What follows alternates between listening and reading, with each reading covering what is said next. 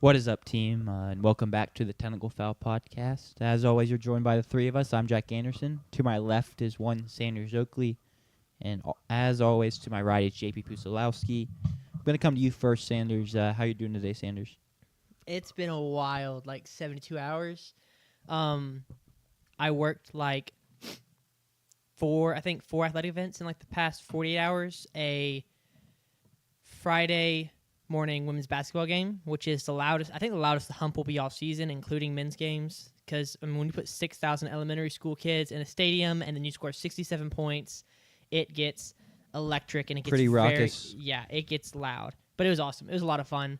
I love that Purcell has started doing that. I think this was year 3, potentially year 2. I'm not positive. High pitched loud too. It's hot. It's shrill like chalkboard. Higher than a cowbell. It is. It's bad. But it's great. It's a good thing. But it wears on your ears, and then the silence comes, and it is great.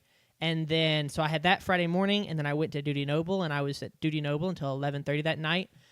For the baseball alumni game, which was also awesome. My watch says I put in 19,000 steps, which is very frustrating because I know I put in more. But because my job is to carry a camera and to move as little as possible when carrying that camera, half of my steps don't get tracked. So I think I took 40 or 50,000 steps, given that I was up that morning at 6 a.m. and on campus at 7 and going until 11:30, and then came home. And that was after 4 hours of sleep, because I was up until 2 a.m. editing videos to go out Friday morning for the show, and got up at 6. So 4 hours of sleep. Then the last 2 nights ago, got 6 hours of sleep, football all day. Sure. And then, as Jack saw, fell asleep at the tailgate because I was that tired, and then got a solid 10 hours last night. So I feel great now. But I was a gauntlet because I had women's basketball this afternoon. So glad to be done with that gauntlet. Fair. Of activities and sporting events. And great that we went 3-1. Would have loved to have gone 4-0, but glad we got to go 3-1 on the weekend. 3-1's pretty good numbers. The reason technically 3-2, right? Because the alumni game we also lost, so 3-2 if you think about it. I think overall the event was a win. It was absolutely a win. It was absolutely a win. We'll just say 3-1. The reason I went to Sanders first, when JP typically chimes in first, or I don't take as much control over who goes first, is I wanted to give JP an opportunity to address events that transpired from roughly 12 p.m. Central Time to 3 p.m. Central Time. That being his Saints taking on the Panthers. I didn't know if you wanted to give a quick statement that could be clipped or anything like that, or just in general talk about what has been a victorious afternoon for you. Sorry, I was busy. You're good. I was in a comment section. Oh boy, it's been a lot of words that have been typed in the past 2 hours. I bet. You didn't just copy and paste the same thing over and over? No, because you have to respond to each person individually to what they said. That's a nice personal touch. As in Justin Groves, who said in our Panthers TikTok, replying to me, specifically a Saints fan, who the hell is your quarterback? Again, ? And then I responded with, who the Frederick, and I didn't use the word Frederick, is your quarterback? Bryce Young, ha ha ha ha ha ha ha ha. So we'll see what Justin has to say about that one. But look, I don't want to get too specific and toot my horn too much. Saints are a 2-8 football team, which makes it worse for Panthers fans, by the way. 1,000%. I obviously was still wrong about the Panthers' season outlook. Yeah. But that being said, they were the ones that took it on them to attack my fandom and attack my team, and so I reserve the right to attack them when my clap back, as some would say. Terrible team, yes, clap back, beats them in a dramatic fashion, in a resounding fashion, a game that was not close at all. Sure. Bryce Young, again, still doesn't throw for 200 yards. Tyler Shuck has started 2 football games. And he's averaging more than 200 yards per game in those 2 football games. But this is the part you can clip. This is what happens when you go around and you talk crap when you yourself are a fan of a franchise that has no reason to do so because historically you have nothing to back it up. Even in the season, you have nothing to back it up. Eye test wise, the team obviously was never good. They had gotten some big wins, to their credit. But they also were in competitive games with the New York Jets and the Miami Dolphins. And Bryce Young is a number 1 overall pick. You traded a first-round pick for him as well, and that experiment has failed miserably, and yet you won't come to terms with it. You want to talk crap about the Saints franchise, the Saints team, the Saints roster, the Saints 26-year-old rookie quarterback. He just went into your building and cooked you. And quite frankly, I'm ecstatic. I'm also upset that we won because I would like to be closer to a number 1 overall pick. But I will take this win every single day of the week. Enjoy. I think right now you're looking at a 7-10 season because they got a lot of difficult games coming up. And where do you go from there? Sure. Is Bryce Young the quarterback next year? I don't know. Do you draft a quarterback? Just looks ugly there. Which is tough because I think I have a tweet out there saying this QB draft class is going to be great, and that does not. And I've seen a lot of other people. I think Dan Orlovsky was like, "Dang, I was wrong about this draft class. It's not playing out well." Everyone who was high on this draft class it's not playing out well. But at the same time, we're also seeing guys explode from that draft class. Mendoza. And I think Taylon Green will I probably rise do higher I to do people. Agree. In my 100%. last mock draft, I had him as a first-round draft pick to As he should the be. Rams, which I love because you let him sit behind Matthew Stafford for a year. If Stafford plays another year, yeah, So anyway, that would be very interesting. Taylon Green is absolutely a guy with the weapons to be that first-round draft pick. I also do. So I think what's so funny about the Panthers is in our preview, JP was wrong about the Panthers. I'm sorry, wrong about the Panthers, right about Bryce Young. And I was right about the Panthers. I've got them, I think, winning 7, maybe 8 games. I don't remember exactly, but I it's think you finished on 7. seven is seven looking games, which looks like like a pretty very reasonable. doable. Yeah, I mean, yeah, Um, I just said 7 and 10. But I also had Bryce Young as finishing as like a top 10 quarterback and taking another step forward after the way he finished last season. And JP has since demanded an apology from me because he's had to apologize to Panthers fans for being wrong about them. Correct. So JP, I apologize for my bad take about Bryce Young. I appreciate He is not that. a top 10 or top 12 or top 18 or top 24. Top quarterback. 32. At this point, I would not draft a quarterback under 6 foot. Fair. Like the odds just It's Baker Mayfield, right? Is he 5'11"? Yeah, Baker is Sure. probably Drew Brees was under 5'10". 6 foot, but I mean he's not playing, so that's irrelevant. But like Kyler, I'm not a huge Kyler fan. I think the Cardinals could go quarterback. the Cardinals are not a huge Kyler Yeah, fan. Clearly, yeah. Tua. Bryce, is 2 under 6 foot? Tua, I think, is 5'11". yeah. Okay. I'll just say Um, small stature in general. Yeah. because also Baker is 5'11" and height does matter a ton, but he's at least a little like Stockier. yeah. He's got a little more meat on his bones. It's because he wears the rib protector or whatever. yeah the flak jacket. The flak jacket, yeah. The Tyler Shuck jersey won't be there for a while. He's going to win a lot more games before that. He beat one of the worst teams in football. So, you know, I agree completely. I don't think he deserves that credit yet. It's crazy. It's our fan base. Every fan base is dumb and delusional. But it is crazy that 360 our fan base has done immediately on Tyler Shuck, a fan base that defended and wanted Rattler all season. I've pretty much always wanted Shuck ever since we drafted him, at least. And now they've turned the page, and it's, Tyler Shuck may put us in some interesting conversations going forward and stuff like that is being said after today.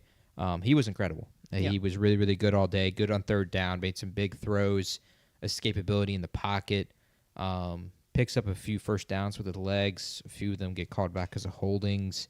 The Saints were looking for ways to lose this game, including blocking a kick and then touching the ball as it crosses the line of scrimmage, and the Panthers fall on it and recover it. The Panthers turn it over 2 plays later. There's a moment where the Saints go to kick a field goal, and that does not go well. And then Bryce Young throws a pick right after that. So every way possible, the Saints were trying to lose it, and yet still the Panthers handed us our second win of the season. Yeah. We'll cover that more in detail Absolutely. on Tuesday's show. Jack, how's your weekend been? It's been pretty good. The last thing I just want to say is at least the Jets won, the Dolphins won. Yes. Yeah. So in terms of first, the race for first pick, yeah, obviously the tight ends are still there, but some other They're not people, going to draft a quarterback. Correct. Other people that could have made up ground didn't because they pulled out wins as well. So it could have been worse from that standpoint as well. My weekend was good. A&M is now 9-0, meaning we could not beat Texas 8-4 this season. I still think y'all go 12-0, and in a couple of years y'all get caught in a Michigan scandal and you have to void 4 wins, and the record say you went 8-4. Well, they likely wouldn't avoid us just 4 wins, but I feel pretty good. It was a huge win on the road. That was fun. 9-5 is on the table, though. 9-5 is on the table. That would mean we would lose at home to Stanford. Samford. Yeah, Stanford would be a fine loss. Samford would be a Stanford I would be don't pretty know bad. if I would call Stanford a fine loss. It'd be better than Samford. It would be better It'd be than objectively better than Samford. But obviously that game was great for me. Oregon was a good game. Penn State, Indiana was a good game to watch. The catch at the end was fantastic. So it was a good game of ball overall. Then I got to leave the tailgate and go watch the Spurs pick up a win, and De'Aaron Fox is back. And he has a little second quarter stretch where he's like, I've arrived, and scores 10 straight for the Spurs. And all the Spurs fans that were like, we should trade De'Aaron Fox, quickly shut up, because that was always stupid, and they saw how stupid it was, because I get it. Like, we hadn't really seen him on the court in a little bit, and when he played for us last year, he was hurt. But it was just so clear watching yesterday that the guy's been an all-star before. The guy led his team to a 2 seed before in the playoffs. He's won Clutch Player of the Year before. There's a reason we traded for the guy. The Spurs are an organization that does really stupid and rash stuff, right? So not at all. That was cool to see. It was a good cap to the night. Yeah. And then went and beat my rival in Arkansas State, as I'm now at Memphis in year 2. So that was a huge win. He's got Isaac Smith. Isaac Smith Memphis picked him legend. off. He Dog. transferred to Memphis for some reason. Yeah, it was. I He think transferred to Central Michigan. I think my favorite activity might just be like creating a new dynasty, simming 1 year, and then seeing where all the head coaches go and all the players transfer, and then just end it, and then do another one. There's some wild decisions. It's so funny. I think who brought in 2 4-star transfer quarterbacks? Somebody brought LSU. in JKS. LSU brought in JKS, kept Michael Van Buren, I think, and then also brought in another young, I don't remember who the talented other person quarterback. was. It was just so goofy. Marshall Reed transferred to TCU, for Yeah. example. Yeah, that makes sense. Yeah, I so agree super completely. fun. I hated leaving the tailgate at 5:30 and it being pitch black outside. It felt like when I got home, it felt like 11 o'clock at night. And then I sat down, ate dinner, and watched the primetime football game. And I was like, this is just my schedule, because we haven't had an 11 a.m. football game since Southern, and that was an away game. So we haven't had a home 11 a.m. game. So the game finishes up, and it gets dark like it always does. And so it felt like it was 10 or 11 o'clock at night. It was just so odd. I agree. It was very strange. You want to lay out the show first, Jack, since it's a little different today? Yeah, let's do it. We're going to skip the top 25s today because Sanders was busy basically this whole stretch with work, so he didn't have time to do his top 25, really watch football, get the website ready. So we will unveil those Thursday, most likely, to start off that show. We'll go our top 25 into the People's Poll, into the weekly previews. So we're going to skip that, and we'll go straight into the Mississippi. I always try and skip a step. We'll do weekly takeaways, and then we'll go into our specific game previews, starting with Mississippi State. And then, as always, we'll finish it with the stock market, the Technical Fowl Stock Market, to end the show. No, we don't trade real stocks. I know we've had people come in and ask us that before. Please correspond with Chromie in the chat for any stock market advice. He's the Real best person stock. I know for that. So Yeah. I've got a bunch of games ready to go. Y'all just start firing away. I was here. Can we start with this game? Sure, why Because not? this is a game that I was very blessed to catch the final, the touchdown. So I finished up on the field. I turned my camera off, and I'm walking in. And as I walk into sight of the first TV I could see, I think the first replay of the touchdown. And so I caught that thing by seconds, which was huge. Very, Jesus, what a throw, man. it was electric. And so getting to see And that, catch. and I I watched it and thought he was out, and then there were some people standing next to me. He was never out. Yeah, who were like, first his right foot was down, but then we realized it wasn't, and then we were like, well, did his right foot touch down out of bounds? His left foot was in bounds. It was incredible. So very glad that I got to see the final seconds of that. And then last night at the tailgate, I was rewatching it, and then I was like, wait, did his right heel come down out of bounds? His left heel, because weird rule in football that I'm not the biggest fan of, but the heel toe rule, where if your toe comes in, the toe heel, where if your toe comes in and then your heel follows out of bounds, it's incomplete. But if you just get the toe, like, it's not technically like what touches first, it has to be the complete foot. So I was like, well, did his heel come down out of bounds? And so I went back and watched the pylon shot again, and it wasn't out of bounds. It was just incredible catch by him. Fantastic throw as well. Yes. Pressure in his face exactly. immediately. That's one thing I didn't see replayed enough. It was just always that one angle, but didn't see the Mendoza was under pressure until late last night. It was if there's anything you know about the sport of college football, is that it will deliver every single time in a dramatic fashion. So when you see a player go up for a catch like that, and you think, no way in any world did he get his foot down, he got his foot down every single time. I think the NFL is a sport where you can look at it and see, oh, that's when he didn't get his foot down. You think of the Isaiah Likely, his toes on the back line season opener with the Ravens and Chiefs. You knew it was a catch, and it is a top 4 catch I've ever seen in my entire life, without question. It's number 4, sadly, not in the top 3. I think he'll take top 5, but I would take top 5 as well. It is. Can we all get your catches top, or college football catches? All catches. Can we get your top Okay. 3 real quick? My top 3, number 1 is Santonio Holmes, back of the end zone toe, drag, grab from Ben Roethlisberger. Yep. Steelers beat the Cardinals. Number 2 is better if I give number 3, which number 3 is Julio Jones's toe drag in the Super Bowl 51 after the throw from Matt Ryan, where he somehow contorts his body to get his feet down. That was the second greatest catch I'd ever seen, until I saw what then became the second greatest catch I've ever seen later that night, when Edelman somehow catches the ball in that pile.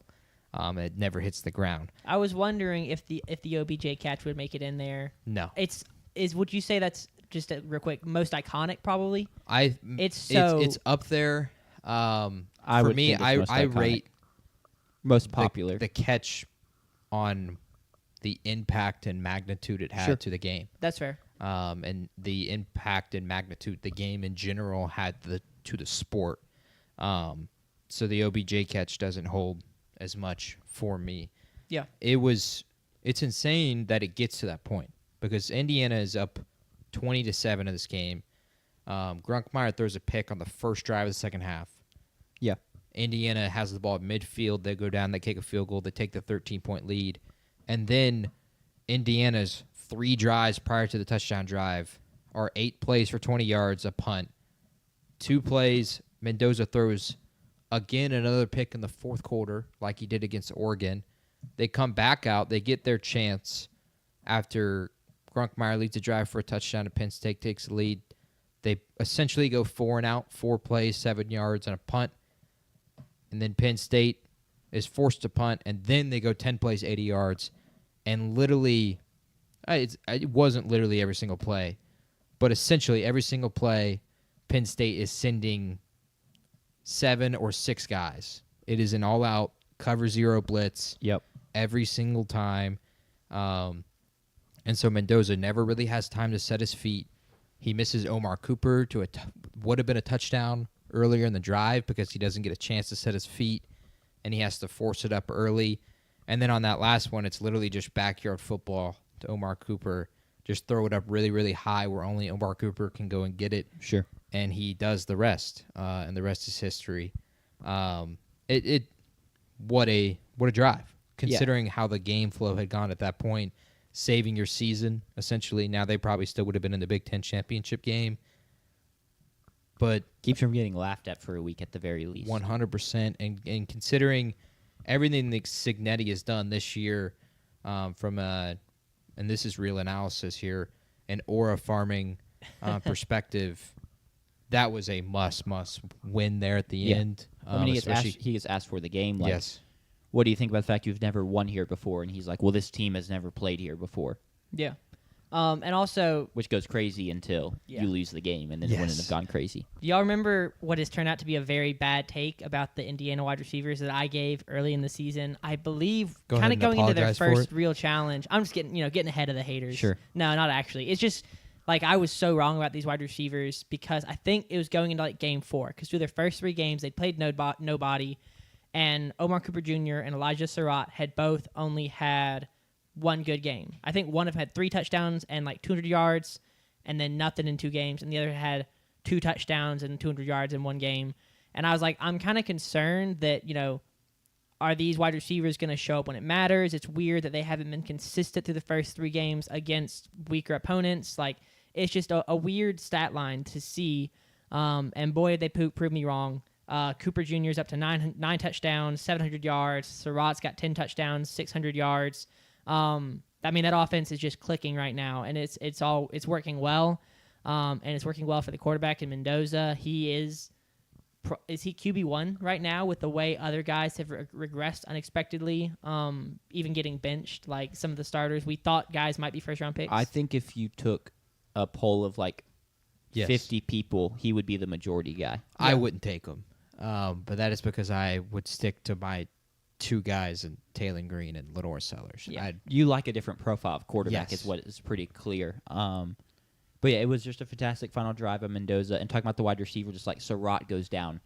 So you need Cooper to step up. And not just Cooper, but Becker, I believe is his last name. 7 catches on the year, has 7 catches in the game, including the one before the Omar Cooper touchdown on the final drive, where he goes up and snares it along the sideline, which was a great throw, and comes down and also gets his foot in. Not quite as impressive, but still a very good catch. I mean, he led the team in receiving yards. He led him in receptions. Yeah, correct.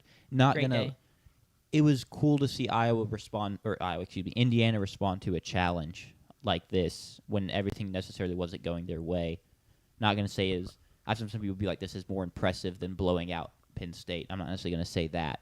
Or blowing out Oregon?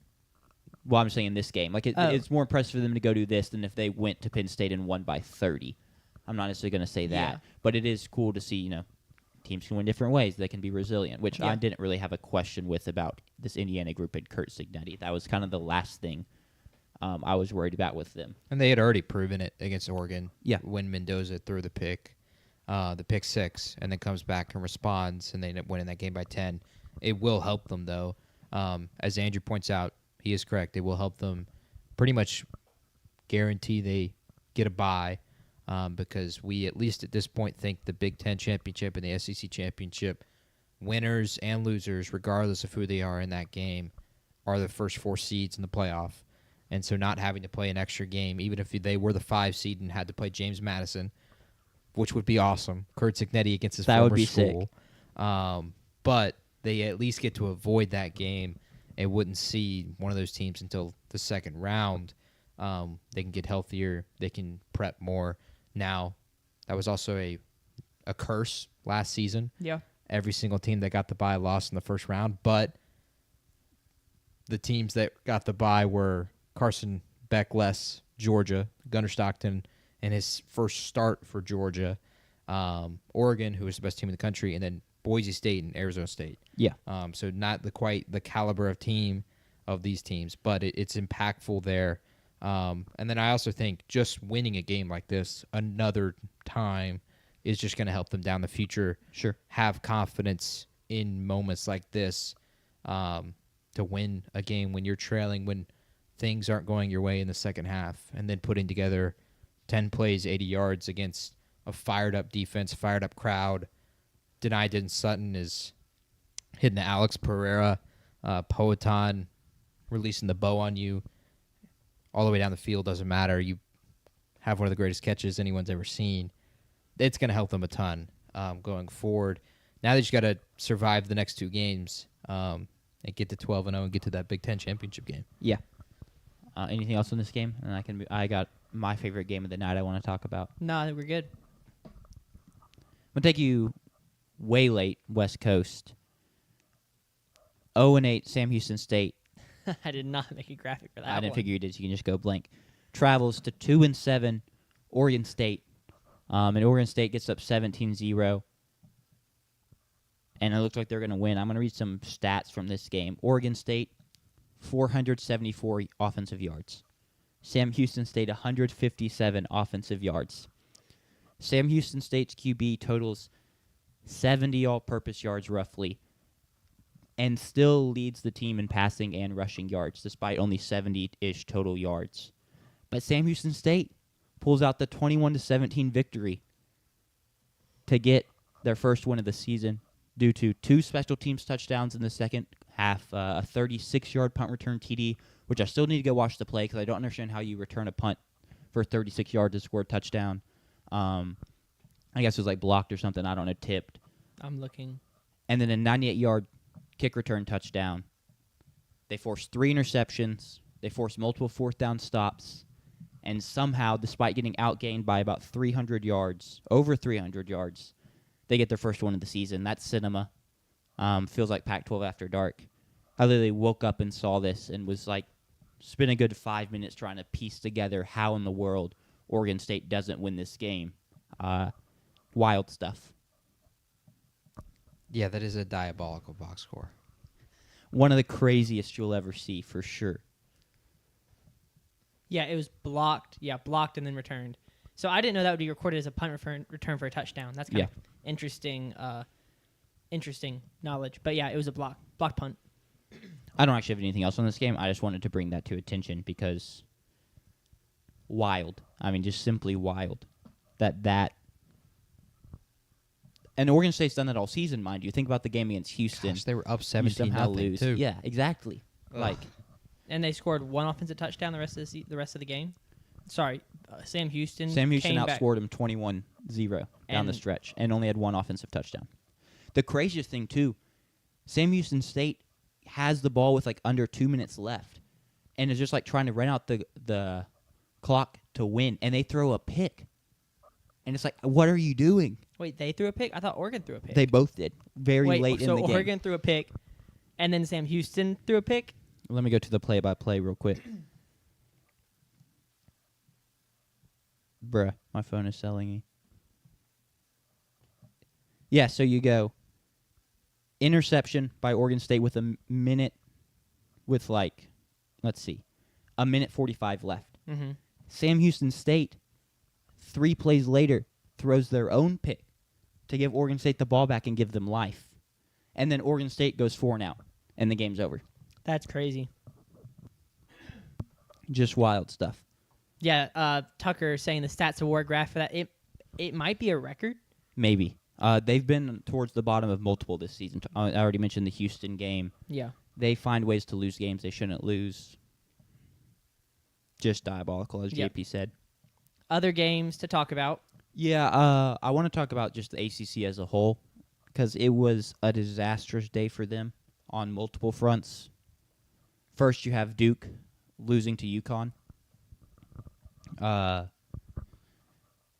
Because in classic Duke fashion, you turn the ball over multiple times. Also, they did have to go to UConn, and this is not your normal UConn team. They are now 7-3. Yeah. Solid team. No excuses for Duke to lose this game, but they lose 37-34.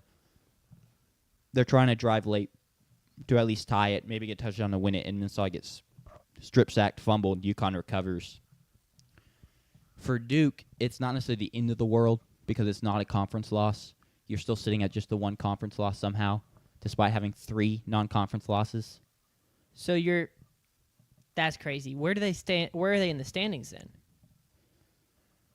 As Andrew said, they don't need to win that game to stay in the playoff race. But in terms of overall perception for the ACC, it is not a good look. Yeah. They're now 5th in the ACC, tied for first. They're 4-1, and 4 teams ahead of them are 5-1. So they're not tied for first. They are behind those teams, but they still have. Virginia at North Carolina and then Wake Forest. Imagine they play Virginia at home. Imagine they upset Virginia, and then beat UNC at UNC and beat Wake Forest. Now we're talking about an 8-4 team making the playoffs, and it's Duke. Oh, they'd be 9-4 at that point. True. Which is, I guess Clemson finished They were 10 9 and 3. 3. 10 and 3. And then we're 10-3, and then finished 10-4. Yeah. Now you can put up the game you did put up. Yeah, let me go find it.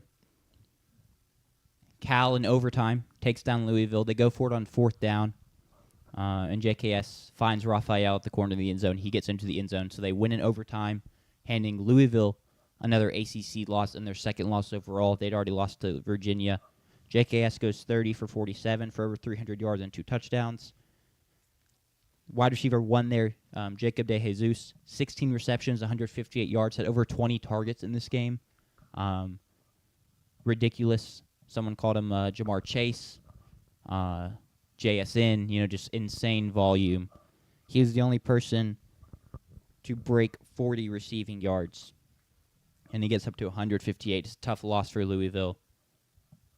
And then to round out the trifecta, Virginia at home loses 16-9 to Wake Forest. Their QB goes down early. Chandler Morris gets concussed, which is a big concern for them, according to my UVA correspondent, Price Lineweaver, because it's been just a history of concussions for Chandler Morris. He's had numerous in his career, so he could be out for a longer period of time than one maybe would suspect, obviously depending on how concussion protocol goes and whatnot. But it's not like this is his first. Devastating loss. UVA fans slumped over the railing at the end, and they take their second loss, their first ACC loss, which is tough because they were at the top of the pack. They were the one team that had a little bit of separation in that regard, They lose it. Which I'm not going to give them an excuse for losing this game. Having the starting quarterback go out early really changed the complexion of this game. Their backup couldn't get anything going.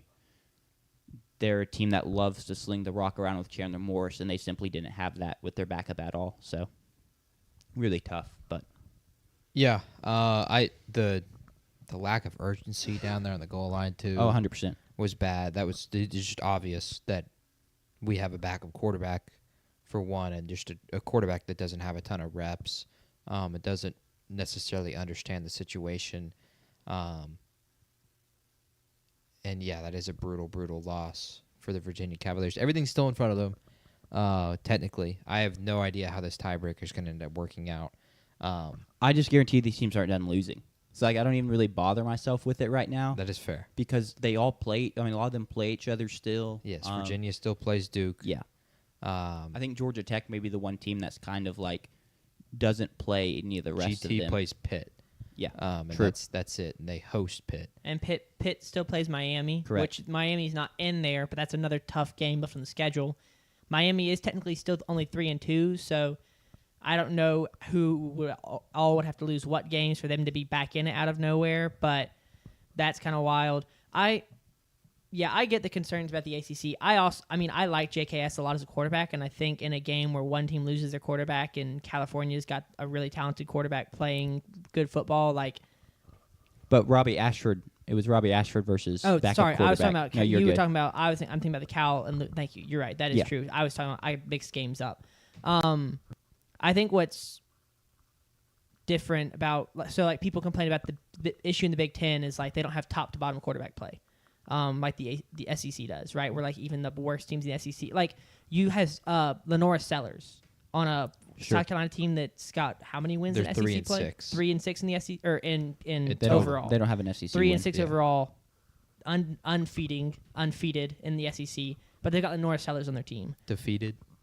It's I've always said since I was a little kid. I always said defeated.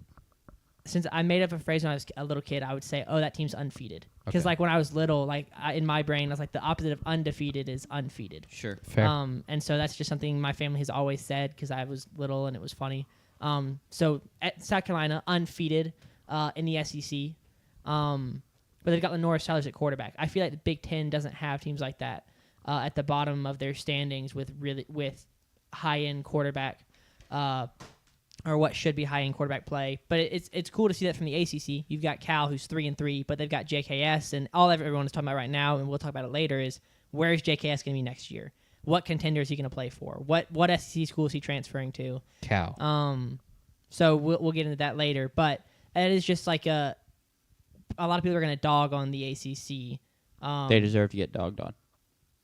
I would put a little respect on the ACC for having good quarterback play on some of the lesser teams. So you name JKS, but like name other good quarterbacks on these lower teams. I mean, Clemson's got a former first-round prospect. Miami, not in the top 5. Robbie Ashford, for example. Like, Robbie Ashford's now on his 3rd school. Do you remember who North Carolina's quarterback is, Sanders? Yes, I do. He's the South Alabama transfer. Gio Lopez? Correct. Yes. All right, cool. Who has had his injury issues, has been benched in a couple games, and then come back and like started again. Thomas Castellanos balls out against the SEC, so he's got that going for him. Sure, small sample size. Yeah, for me, it's just like, holy wow, this conference is just so much mid. I completely agree with Tucker in the chat. The ACC is what we thought the Big 12 was preseason, and that's kind of flipped in terms of the Big 12 is going to just be a lot of like mid, and then the ACC will probably have some bad teams, but then they'll have some true contenders, Clemson, Miami, and now it's like, oh wow, Texas Tech in the Big 10 or Big 12 is like the clear-cut, legit contender. Everyone kind of falls in place behind. Rip to our Cougs, but they're kind of right there. Utah's right there. I disagree with your analysis on that part, but continue. They're being a clear-cut contender. Yes. I think they're easily going to make the playoffs. Well, I agree, but I think you're slighting our BYU Cougars too much. Did we watch the game? Yes. Okay. Well, we'll get to that later.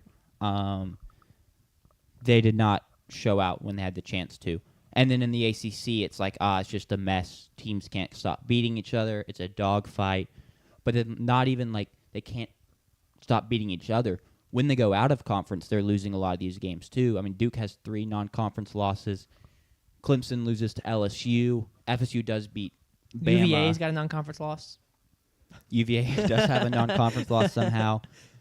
But it's just a mess, and none of these teams are really all that impressive and have separated themselves. And I'm not going to say all these teams are bad because I don't think they're bad. I just think it's a whole lot of mid. Yeah. Other games to talk about. Let me go back to my scores from the weekend. Sure. Do you have MV Michael Van Buren, Mr. President? I do have that game. Gets to come in against the Alabama Was Crimson that not a game we Tide. previewed? It was not a game It was we not previewed. a game we Cool. previewed. Because I expected Bama to win. And they did. And also, I don't know if LSU really deserved our pregame words with their performances this season. Though they do keep it close to their credit. And like JP said, MVB comes in, Mr. President, former Mississippi State Bulldog. I do not believe he has the legend status. JP has not bestowed that on him, as we talked about last night. How many SEC games did he win? 0. Okay. Yeah. Very aware of the fact he won 0. First thing I want to say, I just feel bad for Garrett Nussmeier because he has not been playing well, but I really feel like LSU broke him. He's clearly been hurt. That's been kind of not fully broken entirely, but it's kind of known at least that he's been hampered this entire season. I'll say, even without that, he's had no running game, and his offensive line play has been night and day different to what it was last year. And yet I still think he's handling himself decently well. And being limited as a thrower, he was 18 for 21 in this game. It's not like he was inaccurate. He just wasn't moving the football that well. But it's at night in Tuscaloosa against that Bama defense with what your LSU offense was at this point in the season. That's nothing too shocking. I still think I wouldn't give up on him. I don't get the people that are, the people that are saying that like he's lost all that first round. He's prospect. going undrafted now. His last name's going to have to save him, stuff like that. Yeah, no, that's insane to me because he still manages the huddle really well. He manages the pocket really well. He makes adjustments at the line of scrimmage really well. He is just in a spot where he's what any quarterback, if they were in this spot, would not play well. Doesn't have a run game. Offensive line play is bad. You're hurt. I think of C.J. Stroud this year. Like, C.J. Stroud isn't looking great this year. Well, he's hurt. No run game. Terrible offensive line. same thing Nussmeier has. Nussmeier still has all the qualities and talents, I think, to be a starting quarterback. He just doesn't have the weapons around him right now to do anything with LSU. Yeah, I completely agree. That's a good question, Tucker. I don't know if he has another year of eligibility or not. I don't think he does. I wouldn't come back for another year. But I could be wrong. Unless he gets feedback that he's not going to be drafted and he thinks he can save his draft stock. I mean, I don't know. Yeah, but I don't think he's going to get that feedback. But that would be the scenario, I guess, where he comes back. But yeah, I just – it's simply not been there. And I don't really see – he did objectively get benched for MVP yesterday, but almost more felt of like a LSU, like, we're going to put you to rest now because of everything you've been through this season and because you're playing hurt. Like, we're going to end your suffering, not like, oh, wow, you're really bad. And we're going to go with MVP, who we think is the better quarterback.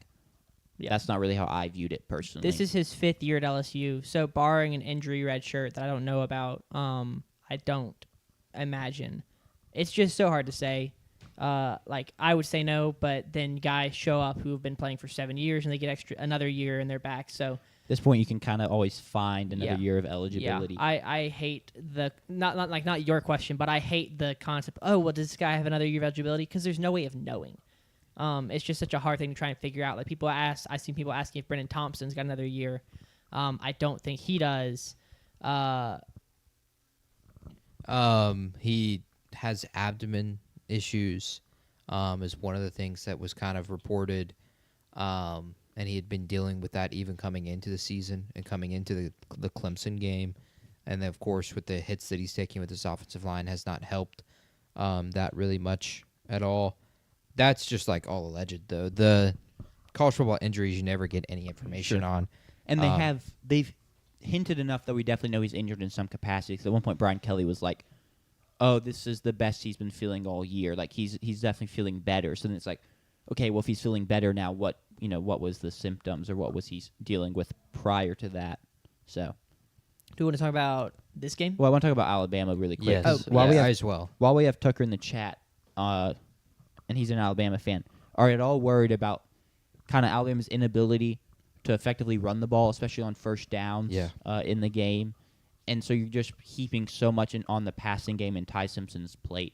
Like, how does that worry you as you get down the stretch in this season, if you maybe play in the SEC championship, as you look forward to the playoffs? Like, scale of 1 to 10, Tucker, how you feel about that? I'd be really scared to play like A&M right now if I'm Bama, because if I can't run the football and that front seven is coming after me on 3rd and long, that sounds really, really scary. Georgia, you wouldn't mind playing if they were to play them in the SEC championship, because you can just get in a shootout with them. But same with if somehow like they end up playing against Texas later or something like that. Like Texas, as well would be an interesting matchup with that front seven. Yeah, I think that, look, the inability to run the football won't hurt you every single time if they're as dynamic as they are in the passing game. But eventually it's going to catch up to you, because eventually you'll face either a front seven like A&M's that's going to get after you, or you're going to face a secondary, maybe Ohio State secondary, that just blankets you and that forces you into tough, difficult throws, where Arch Manning has, I think it was like 43 passing yards going into the 4th quarter against Ohio State. Yeah. That very easily could happen to Ty Simpson as well. So I think it's got to have some fear in you if you're a Bama fan. I think even this weekend against Oklahoma, there's maybe some cause for concern. Agreed. I'm really excited about that one. 100% will be previewed on this channel. I'm probably going to go to it as well. That's sick. That's awesome. I told Abby that we might go to that game. Since State plays that night, we could probably get back still for the State game. Yeah. It's a 2:30 kick. State plays at Missouri. At Missouri. At 8. It's 6 or 7:30. Frederick. It happens. 6:30 or 7:30. You're 1 for 2 now. So close. My bad, Whitehead. For context, Bama rushes 26 times last night for 56 yards and 2.2 yards per carry. Their leading rusher has 21 yards, and that's Daniel Hill, who is also a Memphis Tiger in my save now. So, Tucker's saying, my biggest worry is that Alabama doesn't have the killer instinct to deal the knockout blow. They end up playing a bunch of games like last night, where eventually it's on you. It wears on you. It will wear on you when you get to game 15, 16, or 17. That's fair, but Tucker, I'd also embrace that is exactly who your head coach is. That's what Washington was. Yeah. They play Washington- with their food a lot. Yes, they were in games with every single team, and then they somehow come out on top. That's exactly what that Michael Penix Washington team was, where they had that game in the Apple Cup versus Washington Yep. State. You have the game at Oregon State, which crazy that we talk about them losing to Sam Houston when 2 or 3 years ago they're in that game with Washington. You have the game at home against Oregon, and then you have the Big Ten championship as well, or not the Big Ten, the Pac-12. We're at the Pac-12, and even the Texas game. It's right down to the wire. That's exactly who Kalen DeBoer has kind of always been as a coach. He is in these kinds of games, so it is. I know it's completely understandable to be scared of that because it's brand new. That's not what Nick Saban's Bama was at all. And so you have never seen your team in those crimson colors play in games like that consistently. And so you have every right to be scared, but I'd embrace it because that's who DeBoer is. Sure.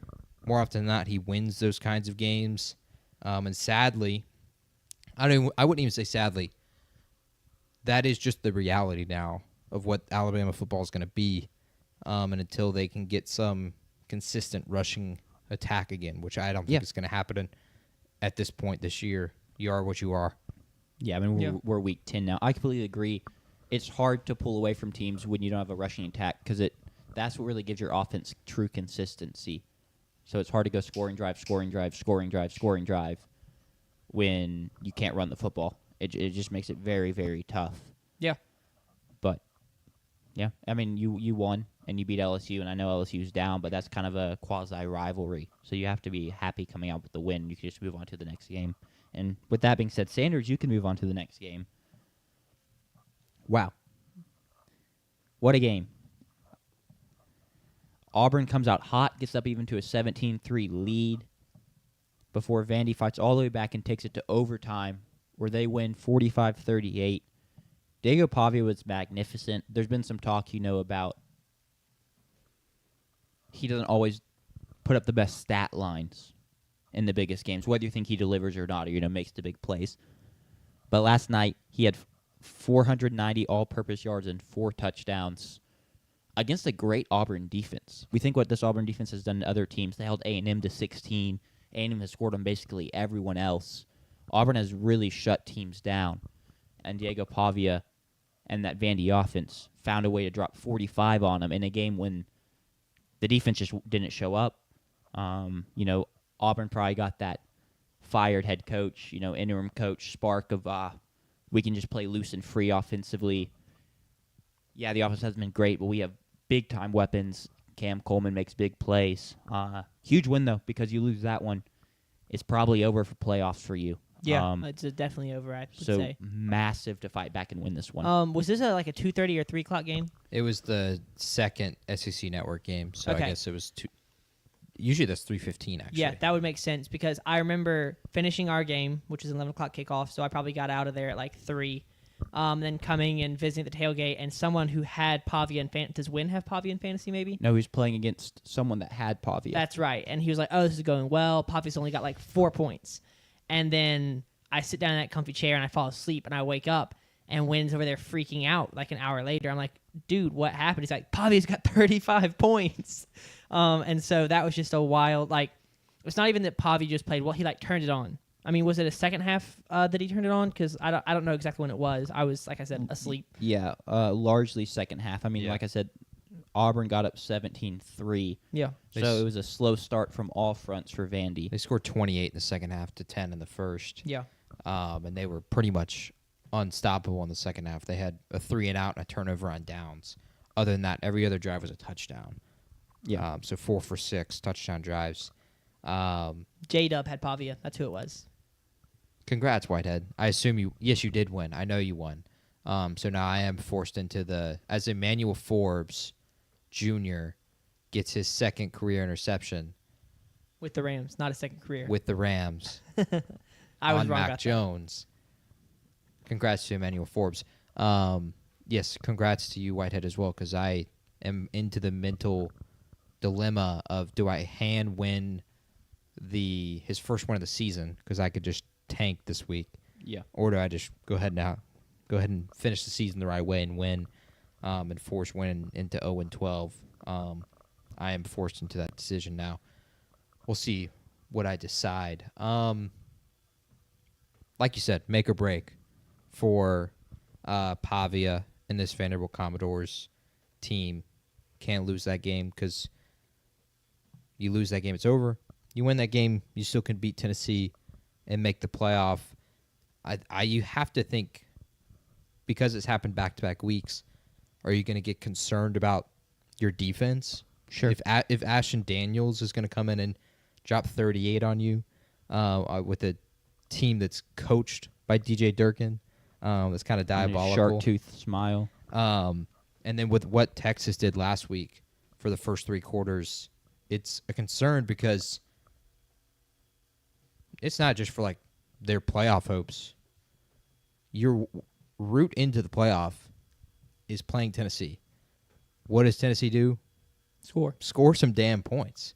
That's gonna be. It's looking like that game's gonna be a shootout.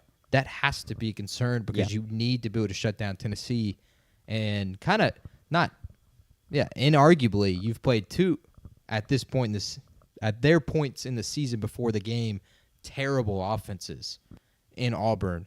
Ashton Daniels hadn't got a ton of run, so it wasn't Jackson Arnold's offense, but still 38 points from that Auburn offense. And then Texas, who had a great week against Mississippi State the week before, but for the most part, they had been really, really poor offensively the entire season. Vanderbilt had been kind of built on their defense for at that point in the season, especially in the Missouri and the LSU wins. And so back-to-back weeks of poor defensive performance. Maybe this was the wake-up call that they needed to get ready for Knoxville, or is it a sign of things to come? Sure. Completely agree. It is cool that kind of the 2 heroes of Vandy football have the big days in Pavia, and then Eli Stowers has 12 catches for 122 yards, kind of the ultimate security blanket for Pavia. And then on Auburn's side, the classic, like, what was Hugh Freeze doing? Because Cam Coleman has 10 receptions, 143 yards, and a touchdown, and Eric Singleton has 11 receptions for 102 yards and a touchdown. Yes. And that kind of was the formula all along with Jeremiah Cobb on the ground, 16 carries, 150 yards for over 7 a pop. Like, man, the pieces were just there. Yeah. It'd make a lot of sense if the head coach So the joking conspiracy theory about Arkansas is that Bobby P was holding back the good plays until Pittman got fired. If Durkin was an offensive guy, it would make sense. So maybe the offensive coordinator just didn't like Freeze, and he was holding back the good plays or something. I don't know what the conspiracy theories are. I'm pretty sure Freeze was calling plays. Yeah. Oh, never mind. He was. Yes. So that is a large part in that. But no, I think in a few of their big games, they were going to Cam Coleman and Eric Singleton, especially the Oklahoma game, and then as well the opener against Baylor. But it, like you said, it's to not consistently go to that. When you watch some of these college football teams, specifically the 2 teams that have just played in Starkville last, with their playmakers, how did they get them the ball? Like within 5 yards of the line of scrimmage. Set them up on a screen. Throw a screen to Zachariah Branch. Oh, well, more often than that might end up being a touchdown. Throw a screen to Ryan Wingo. He runs it down 65 yards for an opening touchdown. When you have Cam Coleman and Eric Singleton, why don't you get them the ball early and often? Get it to them even in front of the line of scrimmage and let them go cook. And then you can set up plays deeper down the field, because when you have a corner and a wide receiver, when you open that game and the corner is scared of that wide receiver, what is he scared of? Getting beat over the top. So you hit him underneath the first few times. Now he has to creep up. Then you beat him over the top. I don't know why they didn't do that, because Hugh Freeze is dumb, probably, is the explanation there. Jackson Arnold also did not help matters. Yes. No. Hugh Freeze did not put him in a good spot, and Jackson Arnold did not deliver when there were chances for him to deliver. But I think Jackson Arnold would have been Jackson Arnold's issue has been reads just not seeing the field well. And I Yeah. think that he could have benefited greatly from a Steve Sarkisian dumb down the offense kind Lane of situation. Literally, it's your first read is a screen pass. Like, just turn and throw it to Oh, one of the 100%. best young wide receivers in the NFL.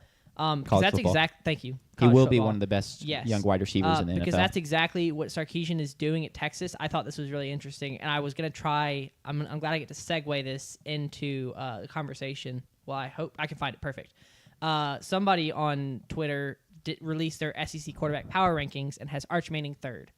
And everyone in the comments is mad, and he posted an article, and he said, everyone who complained about it, he just said, go read the article. I went and read it, and it's just not. His take is Arch is back because he hasn't thrown a pick and all these yardage and stuff. And I said, do you realize his averaged depth of target in weeks 1 through 6 was 11.9? That was first. In the past 3 weeks, which was his time frame for Arch hasn't thrown, or I believe in the past 4 weeks, which was his time frame for Arch has only thrown 1 pick or no picks, whatever the stat was. Yeah, 1 pick in the last 4 games. Arch's A-dot has dropped to 6.5, which is 15th out of 16 qualifying quarterbacks in the SEC.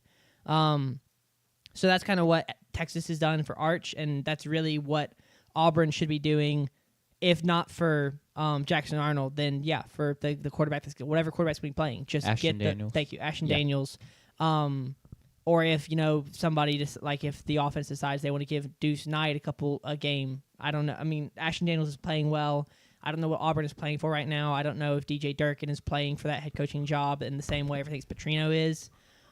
He definitely is. Yeah. I heard them on the broadcast a couple times talk about it, that he is 100% Yeah. trying to get that job. He's also talking in the presser like we're going to get one of these at the end, and then you look and it's a Patsy game left in Alabama. So if they get one of these and he's not talking about the Patsy game, he's claiming That's a all win Auburn against wants. Alabama, Not and all. that would be huge. It's a in lot that of what Auburn capacity. wants. Iron Bowl on the Plains. It could be interesting with the way Kalen DeBoer and that Alabama team are playing in games. Cam Coleman is definitely though about to be the most tampered with player in college football history, I would assume. Yep. So, for good reason. We've still got a couple of big games. We have this. Did we previewed We this game? previewed that game. You want to talk about your Huskies a little bit, Jack? Very briefly, because then I also have my couple of standout stat lines from last night, and one of them is in this game, which Andrew McBride's already talked about in the Yes. chat. Wisconsin's leading passer, who had 24 yards, was their place kicker. He was 1 for 1 for 24 yards, and they win this game at home. And it's gross, and the weather's terrible. But I just want to say a heartfelt screw you to Washington for taking a team that I was so excited to watch this season because of Damon Williams and Denzel Boston and Jonah Coleman, and just make me apathetic towards them, and honestly, even more than that, just kind of despise them. Because to me, whenever I turn them on and watch them, and I haven't watched them a ton recently because I hate when I watch them, the offense just looks so lethargic and so nonchalant and lackadaisical. There's never any urgency. They never seem to really have any real intention or purpose behind what they're doing offensively. And it leads to stinkers like this where you lose 13-10 at Wisconsin, who's a terrible team. People are in arms that they're keeping their head coach, and then they go and beat you. Or you lose to Michigan. Okay, not a terrible loss, but when you watch that game, you're disgusted by the effort and the performance Washington shows and just the energy they come out with. And so I'm just simply frustrated that this is where we're at with this Washington team that has so many fun players but just can't ever get the job done. And so now I'm looking at Jed Fish. I'm I really liked Jed Fish when he was the hire. I knew he would have a lot of work to do because DeBoer left and that team was really old, so the cupboards were bare. It was decimated. It was a completely different roster. Correct. The year after. But so I wasn't expecting a ton of wins this season. But where's the just excitement? Where's the effort? Where's the energy? Where's the explosiveness? All that. I think it's very easy to go down the route of copium of saying, oh, well, this is just one of those, these West Coast teams having to travel east. They just struggle in that. Washington struggled in that last year, and they struggled in that again this year with the Maryland game that they barely won, the Michigan game where they didn't show up, and then the Wisconsin game. But Oregon is making these trips and winning these games, and I think Washington is a step behind Oregon, but they're not that far behind, and they shouldn't be. They're not that far behind, and Wisconsin is terrible. Exactly. Wisconsin has put up. I mean, okay, they kept it kind of close with Oregon, but they just didn't really have anything. That was an ugly weather game too. Ugly weather game, but it's also like it's not like Washington is always sunshine and rainbow when you're playing there towards the end of the year. It gets rainy, it gets cold. It's just very frustrating to watch a team I was so excited for to do this. And I think what the heart of it comes to is like you weren't expecting a good team, but you were expecting a fun team. And when you've got, I think we talked about it a couple weeks ago, that this is probably the best trio of I would quarterback, rescind running that back, wide statement now. receiver, top to bottom. And yeah, that's fair. I don't know who you would pick over them. They're not playing well, but it should be a fun trio to watch, given the talent of Jonah Coleman, Denzel Boston, and Damon Williams. But it's just not playing like a fun trio. It's not clicking, which is really unfortunate because it should be really fun to watch. Yeah, I don't really have anything else to say. I just wanted to kind of get that off my chest. All right, I think that's all the. Actually, Yeah, go ahead, JP. I'm sorry, Mott, if you watch this. That's all. Cool. Go blank because I just want to read out my standout stat lines, and then we can get on to our actual stuff. I'll have to make a graphic if that's gonna be a regular thing. It may not be, but Julian Sayin, 27 for 33 for 303 yards and 1 touchdown. They're playing Purdue. I know it's not a great team, but he just kind of looks more and more confident. That offense looks more and more confident every week. And you have Jeremiah Smith and Carnell Tate to make plays for you. It also makes your job pretty easy. But shout out to him. Fantastic stat line. We already talked about Pavi. We already talked about Sam West, who was the Wisconsin place kicker. Antoine Raymond, Rutgers running back, 41 carries for 240 yards and a touchdown in a 35-20 win. Absolute bell cow. What's that yard per carry? 5-ish, a little over 5. Something like that, yeah. Yeah. Okay. It's a Jonathan Taylor type stat line, Yeah. but better. Yeah. And then Jake Retzloff for Tulane on Friday night, 16 for 23 for 332 yards and 3 touchdowns in a big win over Memphis. Anything on the ground? A little bit, nothing insane, but just good stuff. Yeah. Huge win for them to kind of Thanks, Memphis. thanks Memphis. Yeah, just the American can't decide who's the best team, and it's pretty fun for that. Now they won't get in. Which really feels like the flirting versus harassment meme when talking about the ACC and the American, because Yeah. it's kind of the same scenario, but we expect more from the ACC, so we're kind of like disgusted by that. But then it's like, oh, the American's quite exciting at the top. Yeah. Okay. That's all I got. Cool. So we can get on to Mississippi State. Oh yeah, we can start there. I guess we can start there. We were all hoping for more. If you watched the preview, we saw we all picked Mississippi State to cover the 9.5. A couple of us predicted a win, but at least we were like, Georgia's not really pulled away from teams well this year. State can score the football pretty well. Hopefully we can limit that Georgia pass rush that's been bad all year. And a lot of those things did not come to fruition. And Georgia wins 41-21 in just an absolute blowout in Davis-Wade Stadium. Energy was gone quickly. After about halftime, I would say, when you go for it on 4th down and you don't get it, and then they go down and score and it's 3 possessions at halftime, it was like, well, crud, it's GG's. Y'all's thoughts on this game? Sanders, you can go first, or I can go first. I'll By Kittle. real quick. I'll just talk about that. Some of the stuff that like fans are complaining about, like that going for it on 4th down. I don't have a problem with that because he did the exact same thing against Arkansas and we got it. Early in the game, we go on to win that game. I think that's an outcome-based criticism and not a decision-based criticism. I was criticizing before the play happened. Really? I have criticism about the way he went about it. Well, then you go. I mean, I really don't have. I'm just frustrated, and I don't know what to do as a State fan because like Blake Shapen, Kamario Taylor. Well, we'll get knows? into that whole discussion at some point. We can get into We that have later. to. Let We me have go to. first then. Yeah, you take it away, JP. Curious how bad the offensive line is. Georgia had just 8 sacks on the year, the worst in the Power 4, which would be 8 sacks is less than 1 sack a game at that point in the season. They had 3 sacks on Saturday.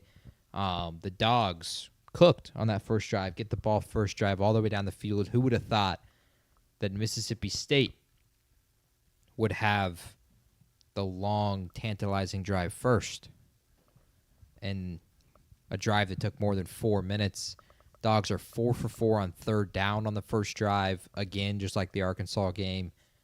And then 4 for 12 on third down the rest of the way. Georgia, what was the one thing I said scared me the most on Thursday's show? It was Long, sustained drives. long, sustained, tantalizing drives. Georgia only had one. 13 plays, 90 yards, 7 minutes for 7 points to go up 17-7. But they had short burst drives. They had long, dynamic plays the entire day. They had 6 drives under 3 minutes for 34 points. Keep going. We can address comments later. Okay. The true turning points in the game, and then it goes poor from there, are Blake's bad series after the fumble, recovery on the goal line, where Dylan Bell fumbles it. I don't think he fumbled it personally. Now, I watched it back and got a different high-definition view Yeah. compared to what I was getting in the stadium. And I think, maybe you could say it was going loose. Yeah. But I don't think it's as clear as, the Auburn-Georgia one. I think it's where Jackson Arnold is going above, and it's it's clearly going loose before it crosses the goal line. That can't be argued. We get it, the recovery anyway. Jerron Manning saved 7 points on that drive because Nate Frazier was about to score, and he pushes him out of bounds. After 2 good first downs where we're backed up inside the 5, one we got on the holding call where Anthony Evans probably could have had a touchdown, but there's a holding. And then the incredible play from Brennan Thompson where I think it was 3rd and 7. Brennan Thompson breaks 2 tackles, picks up the first down. We have 7-man protection after that Brennan Thompson first down. 7-man protection. Tight end and a halfback, Devon Booth, protecting pass blocking on first down. We're going to throw a shot. Georgia brings just 5 rushers. Bad blocking communication from right guard and center. Jackson Boone. Booth is left with a one-on-one. He wins the one-on-one. Cannon Boone. Cannon Boone, the center. Booth wins the one-on-one with the one guy, but here comes the second guy. Chapin just sits on the ball for way too long. We take a 14-yard sack. Then 2nd and 24 after the 14-yard sack. Chapin's immediately pressured. Probably has a touchdown to Anthony Evans. Open on the seam. Doesn't see it because he's forced to scramble out immediately. Still kind of has Anthony Evans open. Doesn't throw the ball for whatever reason. Picks up 4 running. 3rd and 20. Chapin steps up again and runs. And in a genuinely impossible scenario, he fumbles the football where he has the ball in his right hand and he gets hit on his left hip. And the ball somehow comes out of his right hand diving. Chapin fumbles the football. State picks it up. Or not State, Georgia picks it up, I should say. And then Georgia has their touchdown drive where OPI, maybe. I wouldn't have called it personally. From what I saw on the field and even in the replay, I would not have called it.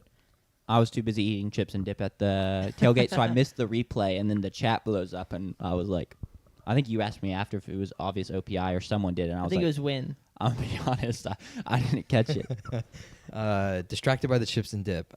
It's a obvious push off to some, not necessarily to me. They score a touchdown. And then the 4th down series, after the long, tantalizing drive from Georgia, where it's 17-7.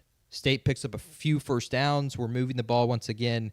Chapin hits Anthony Evans on a beautiful dig route over the middle where Anthony Evans climbs the ladder, makes the catch, takes the contact, holds onto the football. We false start immediately after that with our left guard. We sub our left guard out for a new left guard immediately. Camario comes in. It's 1st and 15. Finally getting some Camario snaps. He had scored a touchdown earlier on the goal line. Quarterback draw. He picks up 3. And then he has the same route to Anthony Evans. He misses by a mile. There were no boos. I can report after he misses by a mile. 3rd and 12. Chapin comes in. He hits Aiden Williams on a short completion. And apparently, we were setting up for a 4th down attempt because it was Levy's game plan to 4th and 7 or less, we were going for it. That's what he said in the post-game press conference. 4th and 7 or less. Kind of insane. If you ask me, I would have taken the points, and that's not even with hindsight. I would have taken the points sitting right there. I think everyone in the country probably would have taken the points. I think it's a little different to the 4th and 5 from the Arkansas game because we're down 7 at that point with under a minute left. Yeah, but we're playing Georgia's offense. I understand that. But given the last 2 to 3 drives, you got to put some points up. 10-17, maybe you get a stop before halftime, and you're not down 3 to 4 scores like we were the next time we touched the football. It's a 41-yard field goal attempt. We hadn't stopped them yet. We got the one fumble on the 6-yard line, and you're saying... Well, we did end up stopping them on that drive, and then they learn from their mistakes and they fake the punt, bring the offense back on, and they hard count and pick it up. We had forced a punt on that drive. So it would have been technically 10-17, kind of, going into halftime.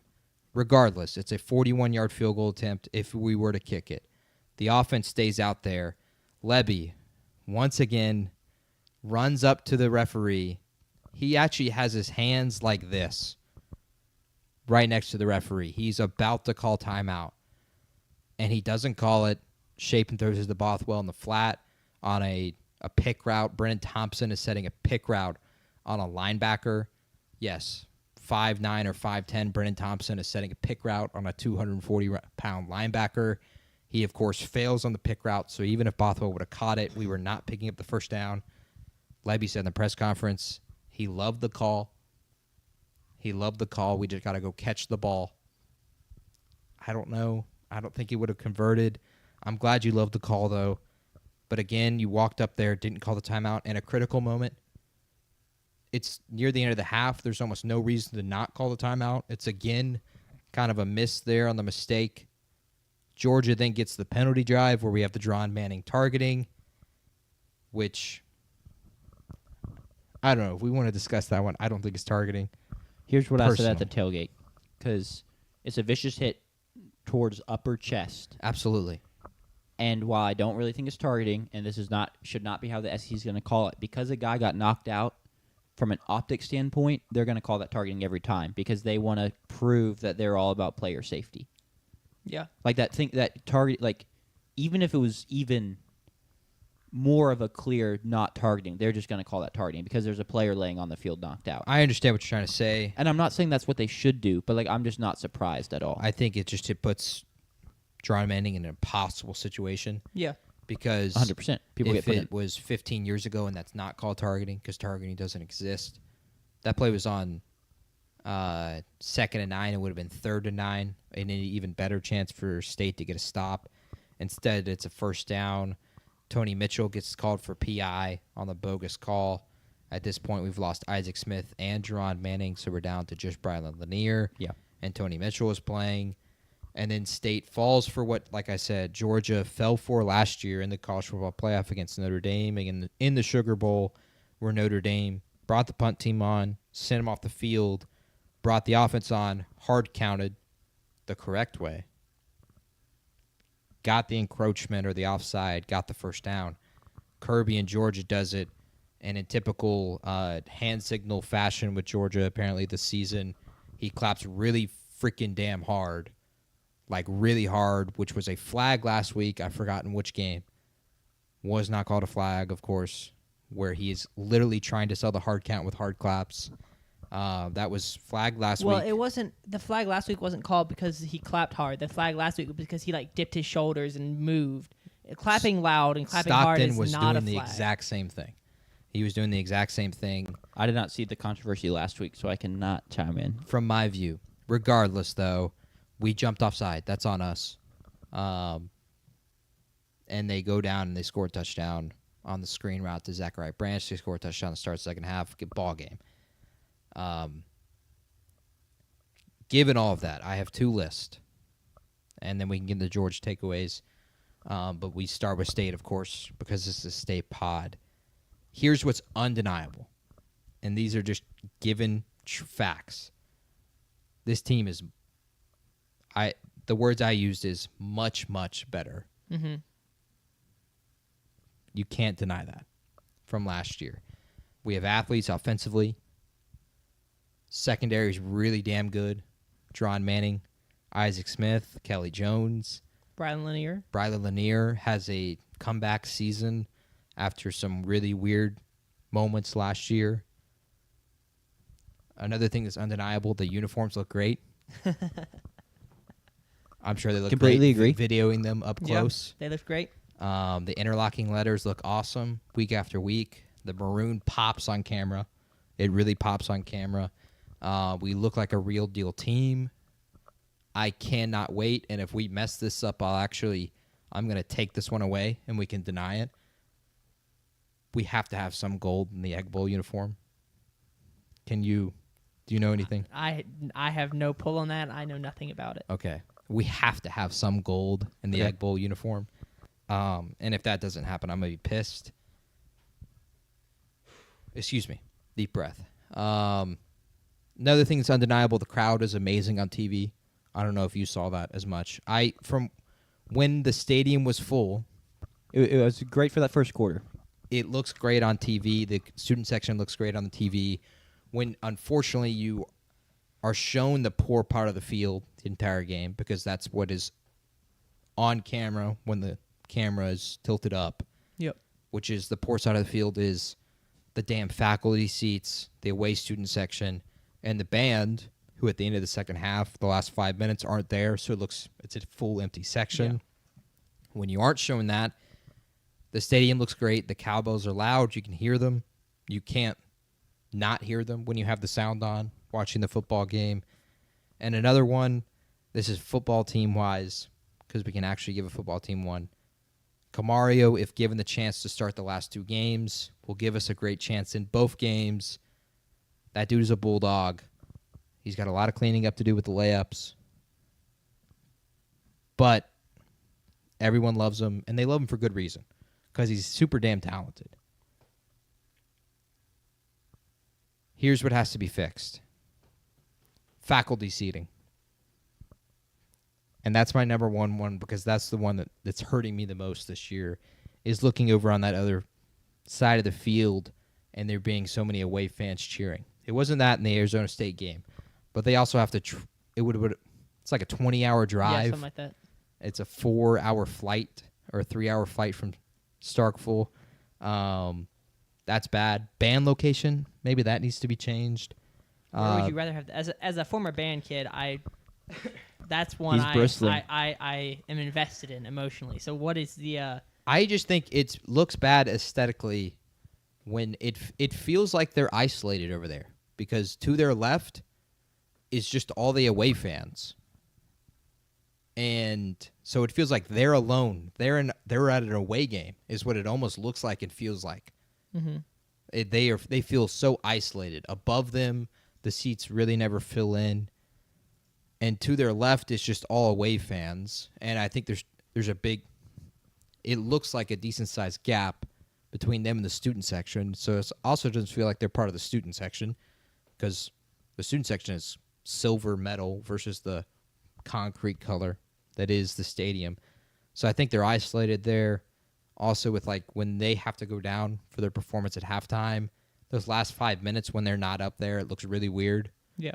And even at kickoff, it looks really weird because that is shown as the ball flies through the air to the end zone.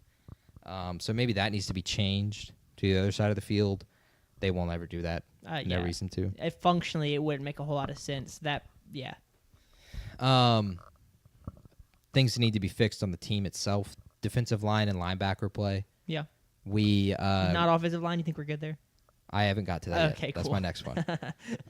It just needs to be so much more talented. The fact that we are at Going into game 11. going into game 11, and as you already know what I'm going to say, Yep. Whitson is still our leading sacker, I think he's tied for first. tied with Malik Sila, if I'm not mistaken, at 2, which we love Malik Sila. But it just hurts to, as a State fan, we are known for defensive line, especially, and we're also known for linebacker play.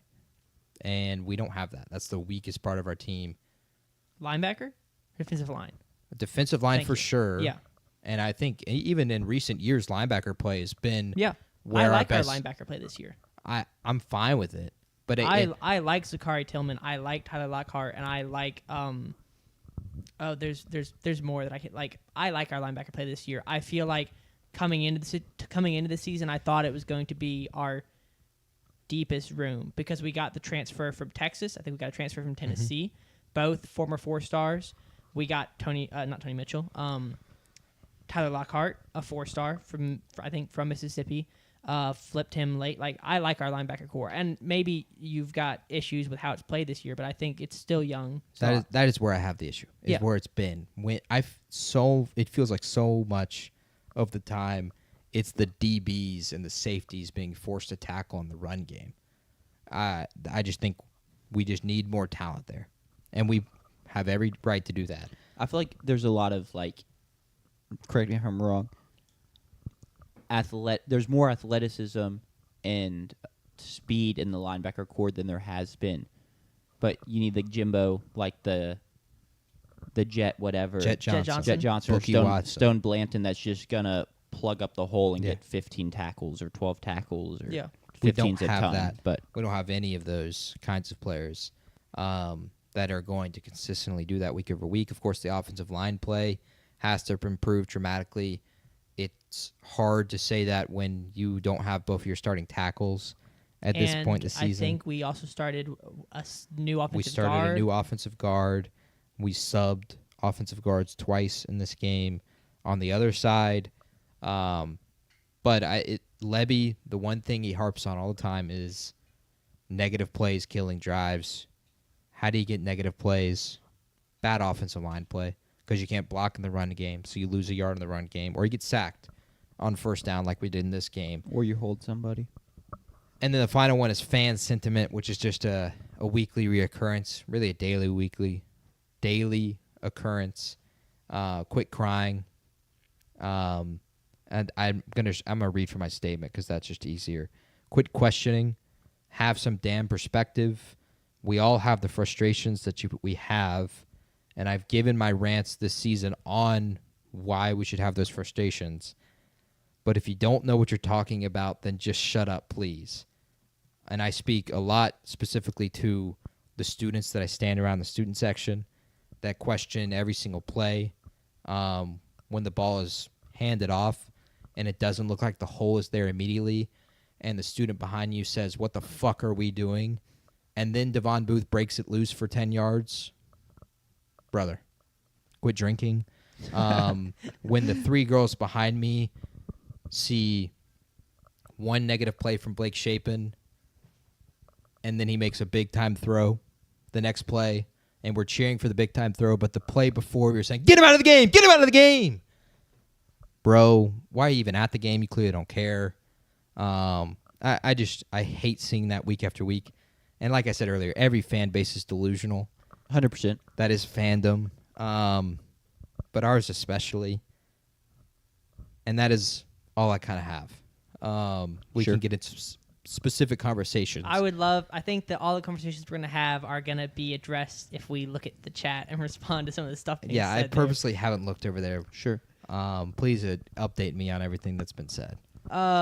Let's see. Tucker said he's not mad. We weren't physically ready. The failed fourth down, jumping off sides.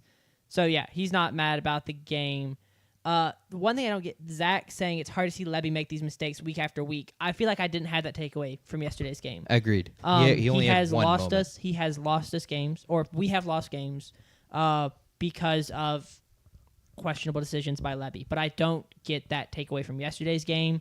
I think the one moment you would say that would be the fourth down, going for it on fourth down, which I don't even question that. I don't have a huge problem with that because in hindsight, in foresight, Georgia has a very good offense, and we had to score a whole lot of points to hang with that offense. A field goal was not going to be enough to hang with Georgia's offense.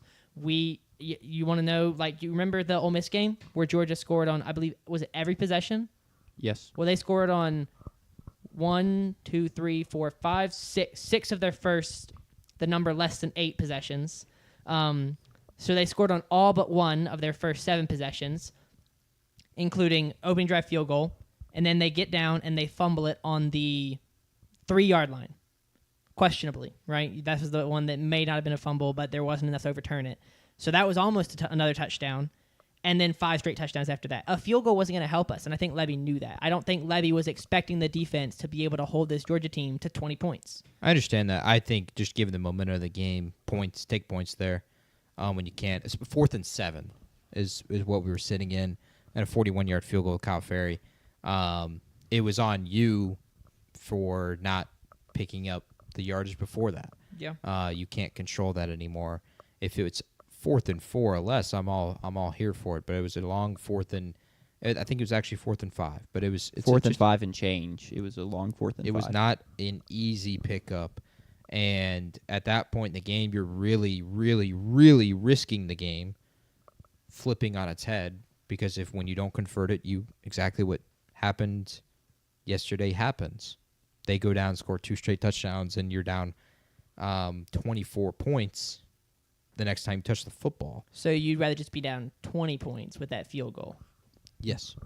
It's also a momentum thing, though, of giving up the 4th down stop. You kick the field goal.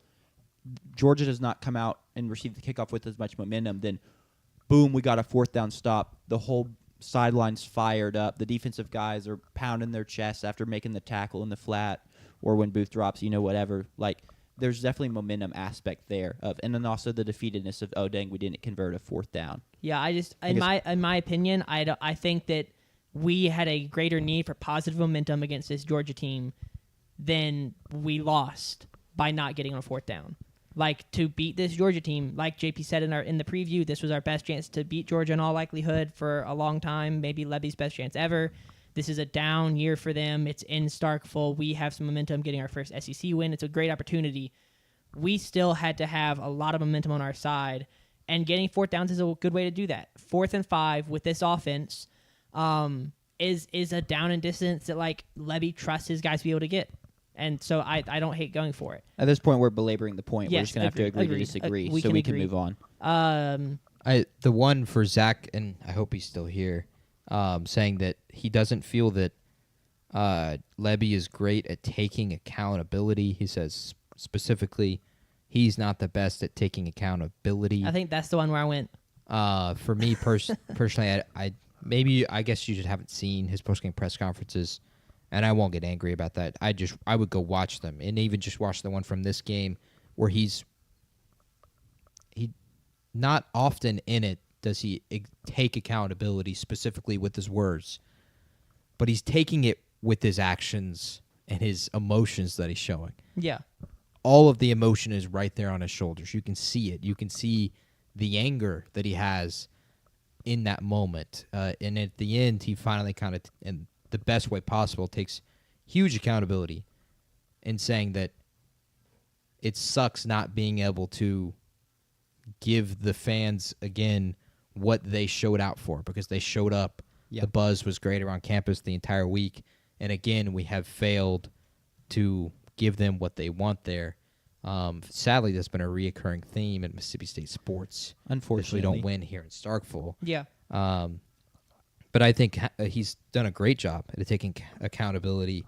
I don't disagree. I don't agree with you there. Yeah, and I wouldn't. Good. I don't think that I would want a coach to, in a press conference, be like, "I made a lot of mistakes here. That's on me," because Jack said something that hadn't occurred to me after, I think, the Tennessee game. I was very frustrated because Levy, made some decisions that ended up costing us the game potentially. And I was like, well, I want to hear what he has to say. And he didn't really apologize for any of it. And Jack was like, I don't want a coach that's going to second guess his decisions. Like, I want a coach who's confident. And I want him to, like, not make those mistakes again.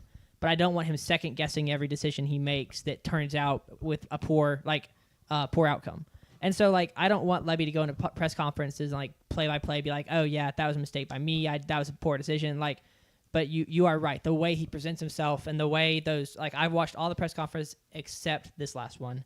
So I haven't seen this one yet, and I don't know if I'll go back and watch it just because I'm a little, like, the game was just a hurtful You're loss. ready to move on. I am ready to move on to Sure. next week, a winnable game, in my opinion. So, Oh, wow. Sentiments changed.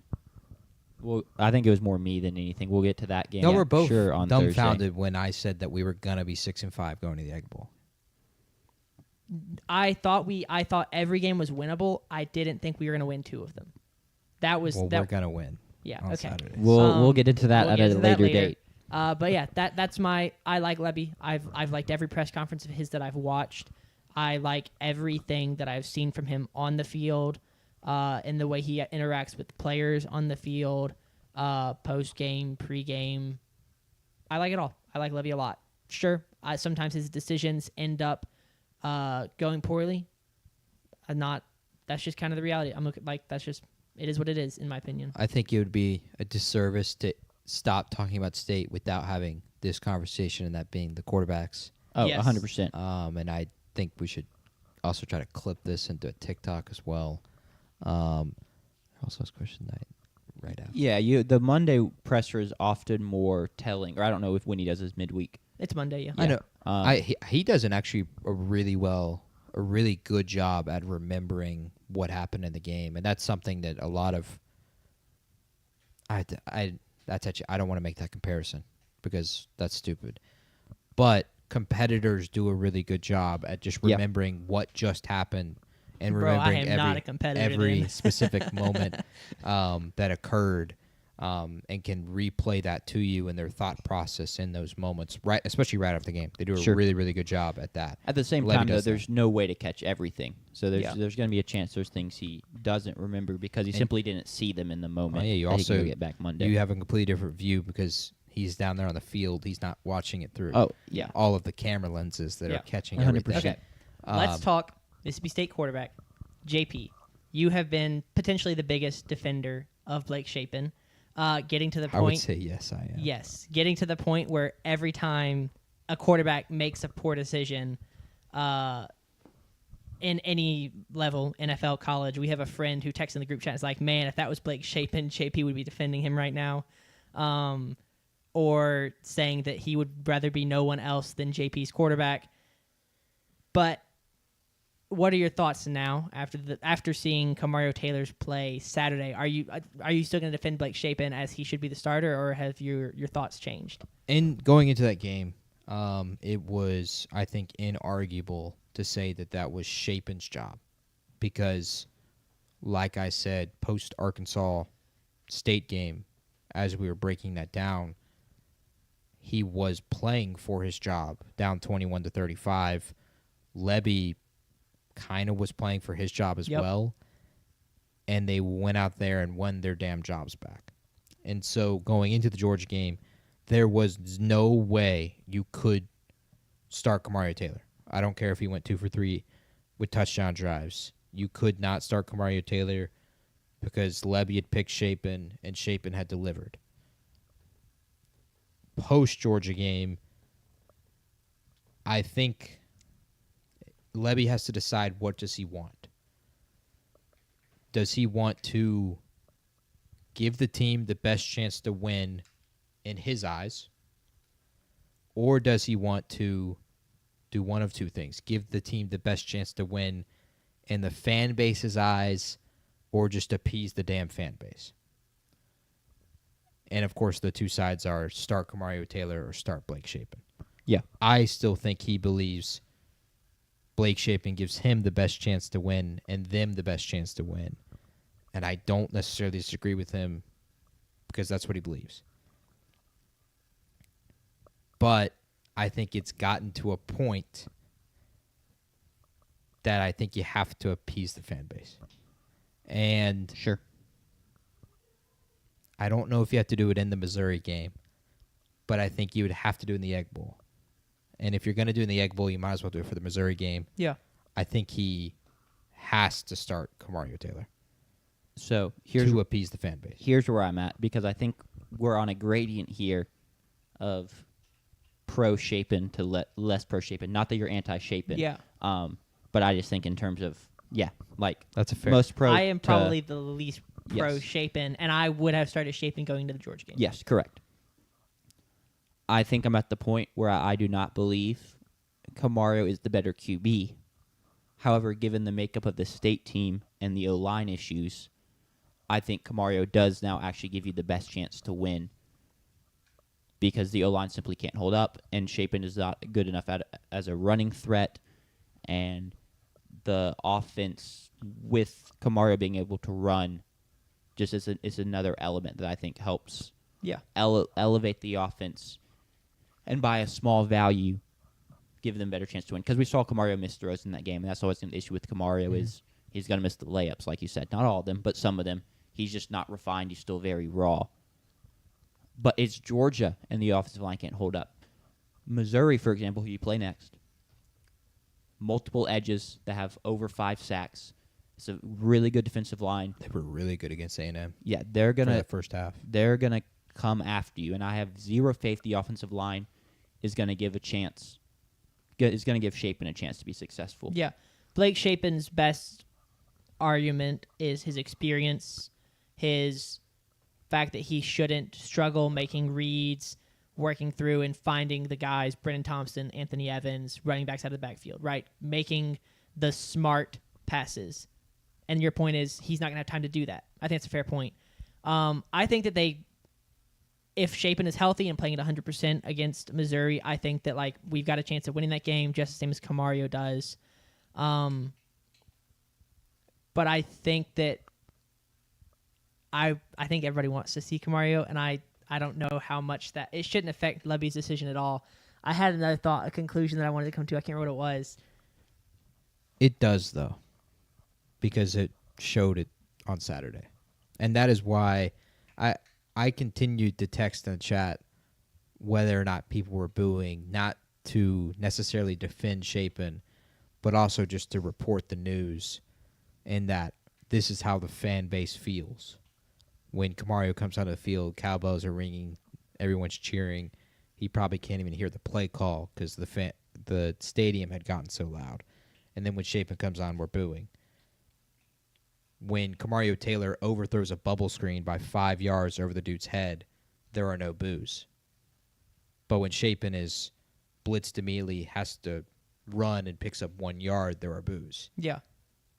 And so when the fan base has gotten, if there was no context to the game whatsoever, and you were just watching that game, you would think, oh, they're delusional. When the fan base has gotten to that point, then I think you're left with no choice. Yeah. And so he should start KT if he wants to appease the fan base. But I don't know what he wants. Yeah. I also think that part of the reason for part of what you're talking about is the expectations are different. The expectation is that Shapen's thing is he should be consistent, right? That's why he's a starter, is his good decision making and fundamentals and experience. If he's gonna miss throws, he misses Brennan Thompson on a touchdown in OT against Texas that should have been a touchdown. If he's gonna miss throws, then it kind of becomes like, well, why?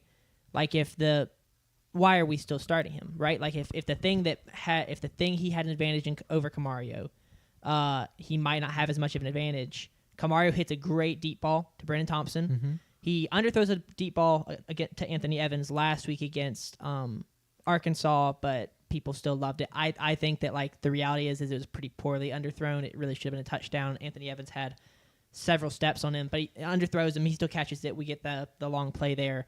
So he can throw a deep ball to wide open wide receivers, something Blake Shapen can do. And now the thing that Blake Shapen had, which should have been like the consistent stuff, the short stuff, the slants, the out routes, maybe he's also missing those. It's like where like the trade-off in passing game so much closer now that the trade-off in run game is like clearly and obviously it should be Camario's job. To defend Shapen real quick, he's a college quarterback, so it was always a thing of Shapen's going to miss less throws than Camario's going to miss. Shapen's not going to miss any throws because, I mean, I watched Marcel Reed throw the worst pass ever on 3rd and 15 to a wide-open receiver, and he dirts it at his feet a yard in front of him. And it's like, oh, dang, that would have been a pretty nice third down conversion to have. Yeah, which is why you see so many running quarterbacks find success at the college level because their ability to overcome their shortcomings with their arm, which most college quarterbacks have, they can compensate for with their legs. It's something Shapen can't do.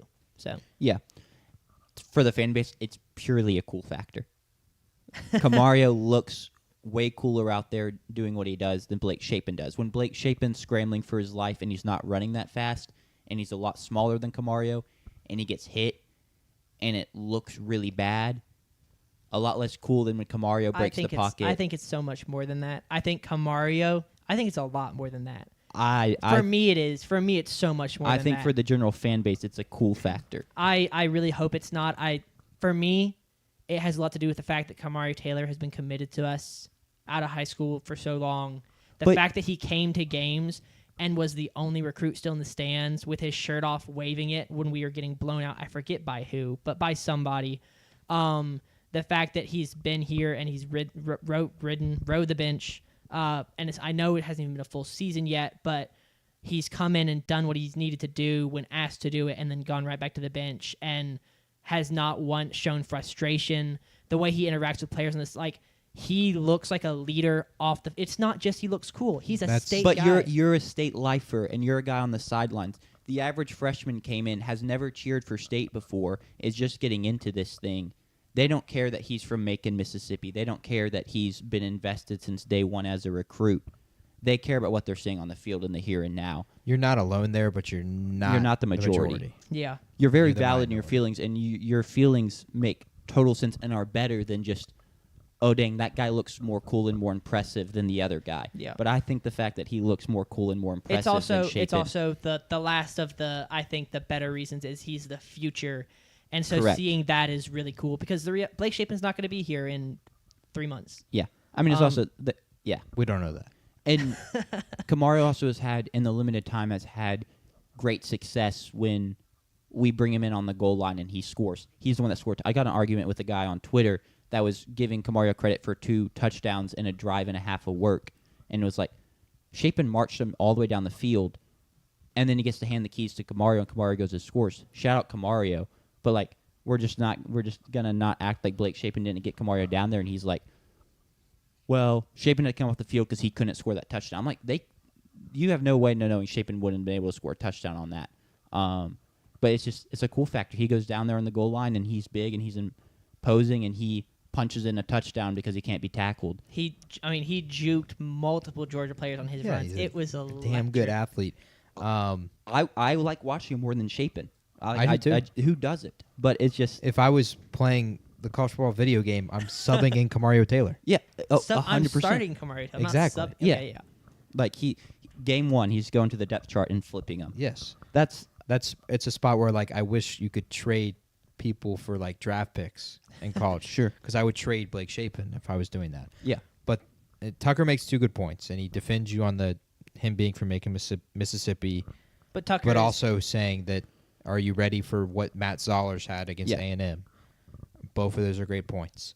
To defend Shapen, you say he misses the throw to Brennan Thompson in overtime against Texas for the touchdown. He misses multiple deep balls against Arkansas. He also hits the game-winning touchdown to Brennan Thompson. Yeah. He also hits the opening shot to Anthony Evans against Florida. He has hit multiple deep shots down the field throughout the majority of the season. He hits the Mahomey flip against Texas. Yeah, that was pretty cool. That was very cool. That was a pretty cool moment. Deep balls is also just always a volume thing. 100%. Deep balls is just a volume game, and you're playing the numbers game of enough of these are going to hit that it's worth throwing them. I mean, even like how many has Mahomes missed, even this season alone? But it's just you're just playing a numbers game there. That's the thing though is I was not for starting Camario because all we seen him do is that one deep ball against Alcorn State to a Anthony Evans who was open by like 15 yards, and people who were screaming to start Camario after that, I was like, that doesn't make sense. Why are you asking for that? Like, he hasn't shown enough to think that he could start. He's showing more now. Like, he's coming in and leading drives and hitting other passes, like making actual good throws, in my opinion, that we hadn't seen from him yet. He's doing more than just coming in and running QB power, which is why I think it's a lot closer now than it was 2 weeks ago. He's still only is. We've not seen him for a full game and a full game script as stuff changes and defenses adjust. They're still probably have stayed pretty limited in their like Camario sweet spot packages, if that makes sense. Yeah. Because even when he comes in for a drive or a drive and a half, like, you're running your best Camario plays and what he's most comfortable with. and there's not tons of variation. So he should look pretty good in those moments. A full game is pretty different. I mean, going back to Matt Zollers, he actually looked pretty good down the back stretch of that Vandy game. Yeah. There were a lot of issues for Mizzou on Saturday. He completed 3 passes. Yeah, past the one line of them being scrimmage, they were playing A&M. We'll be playing that Missouri team. It's different. who has a very good defense. They do, but we also I won't say they're elite. our secondary against. Did you watch the Zollers- A&M game? Yeah, I thought they part of held it. up really well until you have the swing at the end of the first half. They held up really well, and then we just wore on them, and the floodgates opened. And yes, like A&M did against State, they just eventually the runs turned into 30, 40-yard runs. Yeah. But we'll get into that game later. To cap all that off, Yeah, I'll say we got to move on. and then we can do George takeaways, and that can just be 3 separate videos. I Yes. think it's the best way to approach that. I would like to come out on the record and say I want to start Kamario Taylor because I think the fan base needs that the most. And even if it means we lose the last 2 games, all I freaking care about is the Friday after Thanksgiving at this point. I would care about Saturday a ton. But for my last game as a student here at State, for my last game in the student section, for the Egg Bowl, for Schubert. There's a new viewer, so I don't know if she's in the chat. So I can't say that anymore. For just my family coming into town for that game, all the emotions with that game. We haven't won a damn Egg Bowl here in Starkville since I've been a student. I want Kamario in that game because even if we lose it, I got to see Kamario play in the Egg Bowl, stuff like that. So I would like Kamario Taylor. The fan base needs him. That being said, I will defend Lebby if he starts shaping on Saturday because that's his guy. Yeah, They I talk would the too. same. They act the same. They're on the exact same page. And Lebby, in the biggest moment of the season, picked him down 14, and they both delivered. And because of that, they're going to, for me, be defended the rest of the year because we don't know if we had played Kamario down 14, would we have came back? We Yeah. don't know that. Yeah. And that was my go-to defense for Shapen and Lebby 3 weeks ago. Was like I trust Lebby, and therefore if he trusts Shapen, then I trust Shapen, and that's kind of where I am. I think no we're on the matter who same starter page. is. I think we're all on the same page because I agree. I'd start Kamario if he rolls out with Shapen. I say, bet, let's ride. Yeah, I can't wait for the fan base to not like it. They will not agree with us. For George takeaways, I have a few. Offense continues to shine. wait, Stock Georgia was playing Saturday. they were playing. Again, state pod like Texags will talk about A&M for 40 minutes, I'm sure, before they talk about Missouri. Georgia their offense continues to shine. Of course, Stockton made some really difficult throws. He looked really, really good from an eye test wise. Like he made some really difficult throws, especially to his tight ends. Put the ball in his playmaker's hands really well. Did kill one of them across the middle, but He it did, happens. but I mean that's going The to happen. price you pay playing football. It ends up working out for them. Hopefully Oscar Delp is okay. Or was it Lucky? I don't remember. I think It was number Delp. 7. It was number it 7. was lucky because Okay, it was I'm on lucky. fantasy, and so there was Okay. no more I don't know the production update on them, post that. but I hope he's doing okay. He got up, walked off on his own power, which was great because I saw a trainer running over to our locker room like he was about to get the cart. So thankfully that didn't have to happen. Schubert have to happen. Let's restart this video.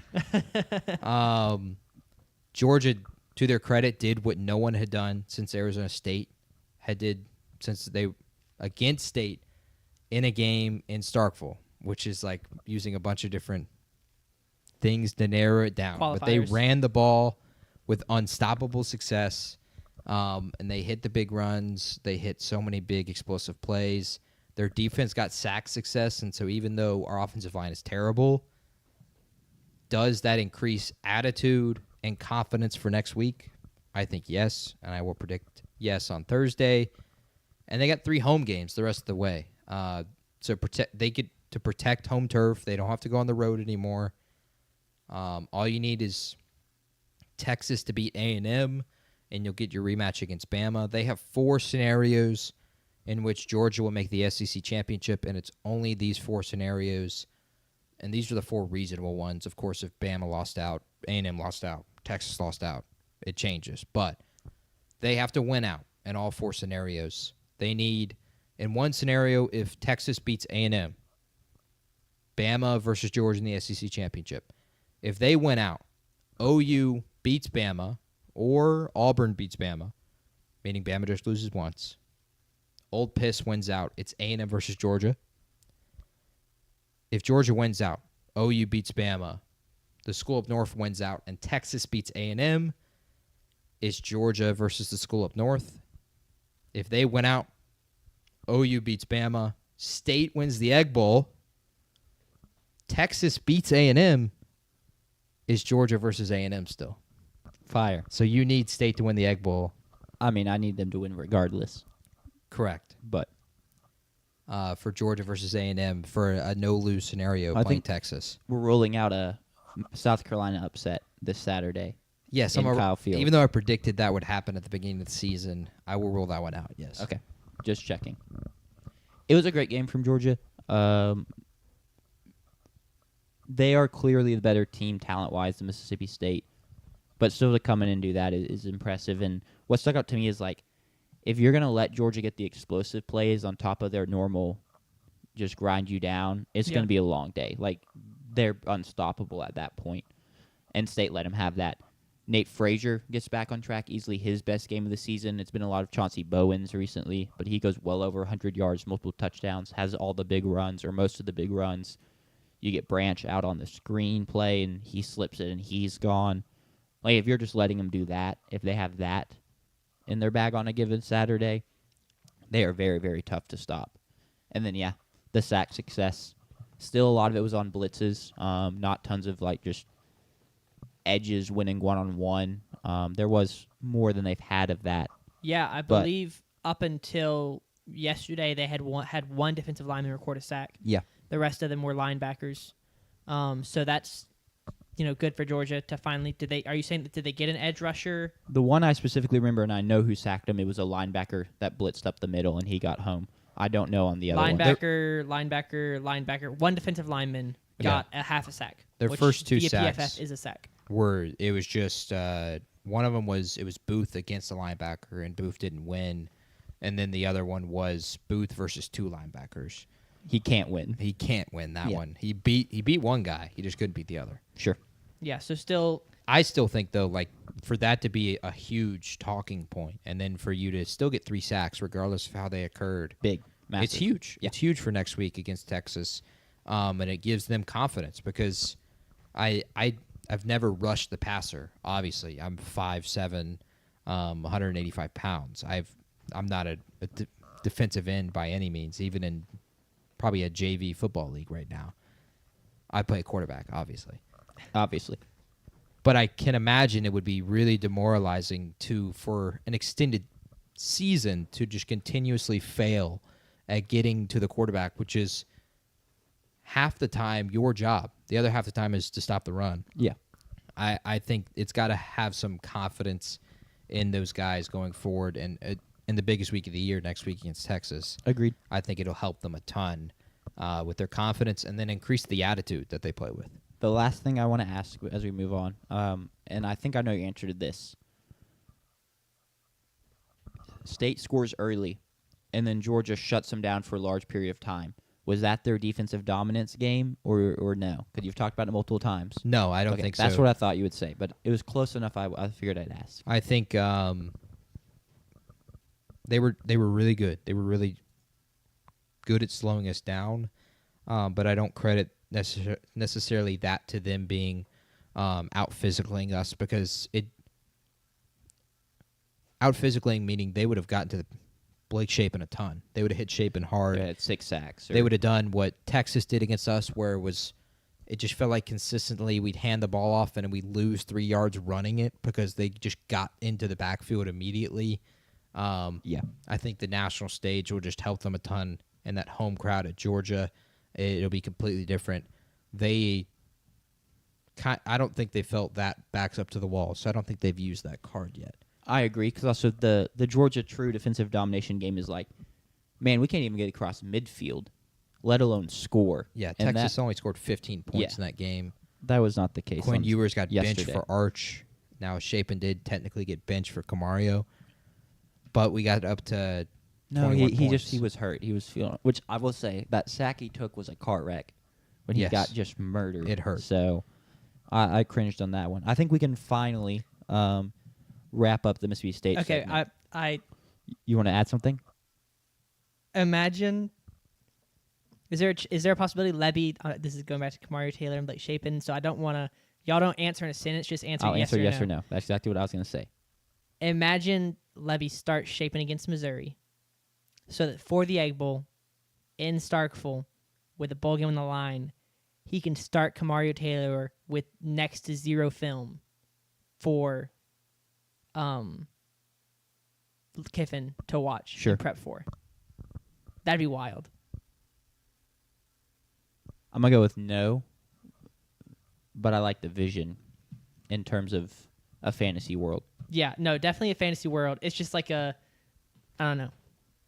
Crazier things have happened. But I wonder if that's in his mind at all, to where if Shapen goes out and has a bad game against Missouri, it's kind of a win-win situation where he gets to start Kamari. Because if you start Kamari against Missouri, then Kiffin gets to watch that game, prep for him. Am You I- see him in more than just the goal line Am I packages. stupid for just being like, I don't really like Ole Miss's odds of stopping y'all anyway? Yeah, I don't care. Like I said, That's fair. their defense, we might score. I think I said 70 in the Egg Bowl. I don't know if earlier I'd go this year. that far. We might. It's on the board. Yeah. I don't think it matters. Okay. I genuinely don't think it matters. Kiffin also isn't a defensive guy. Yeah. So if it was Elko, then yeah, I think that would be like, yeah, if we were playing A&M in the Egg Bowl, then yes, I think maybe there is something to that, where if he doesn't see Kamario stuff, he doesn't know how to attack Kamario on third down. I don't think it's the same thing with Kiffin. Agreed. Shall we move on? Yes. Kiffin or- wants to outscore us and dominate us. Yeah. Did you see That his way. his halftime interview? I've seen a ton clip, of the stuff he's done. You saw that he made a comment about us yesterday in the middle of their game. Yeah. Crazy. Oregon Bring at Iowa. free. Yeah, Oregon and Iowa.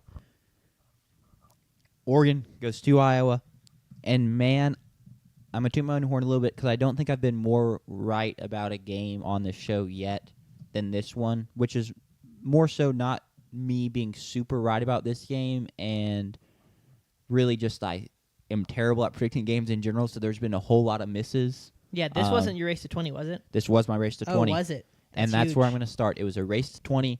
I picked Iowa to cover because I just felt like if it was going to be a race to 20, the odds of Oregon covering was really slow. And I also said I feel like Dan Lanning is enough of a sicko to go in there in a rainy conditions against Iowa and out-physical them and take great pleasure in it. And that's kind of what they did, I'm going to be honest. You run the ball extremely well in this game, 261 yards on the ground, 7+ yards per rush. To go do that at Iowa in that rain against Iowa's defense, very impressive. And talking about the sicko stuff, he's out there in his cotton sweatshirt because he doesn't want to use rain gear because he wants to be in the war with the players. And so he wants to feel what they're feeling in terms of the conditions. And it's very poetic. Last thing I say before I kick it off to y'all, that a safety, kind of innocuous safety, to start the game that puts Oregon up 2-0 ends up being the difference in this game in terms of it was a 2-point victory for Oregon. Yeah. The fact that it started with a safety was the most Iowa thing ever. Correct. Y'all's thoughts on this game? Iowa let one slip away, obviously. Agreed. Oregon, though, won this football game. It was the explosive runs versus Iowa's slow-rolling runs. Until the fourth quarter, they eventually had a run of 19 yards. But before that, their longest run in the game had been 9 yards. Gary Danielson said that about 25 times leading up to that moment as well.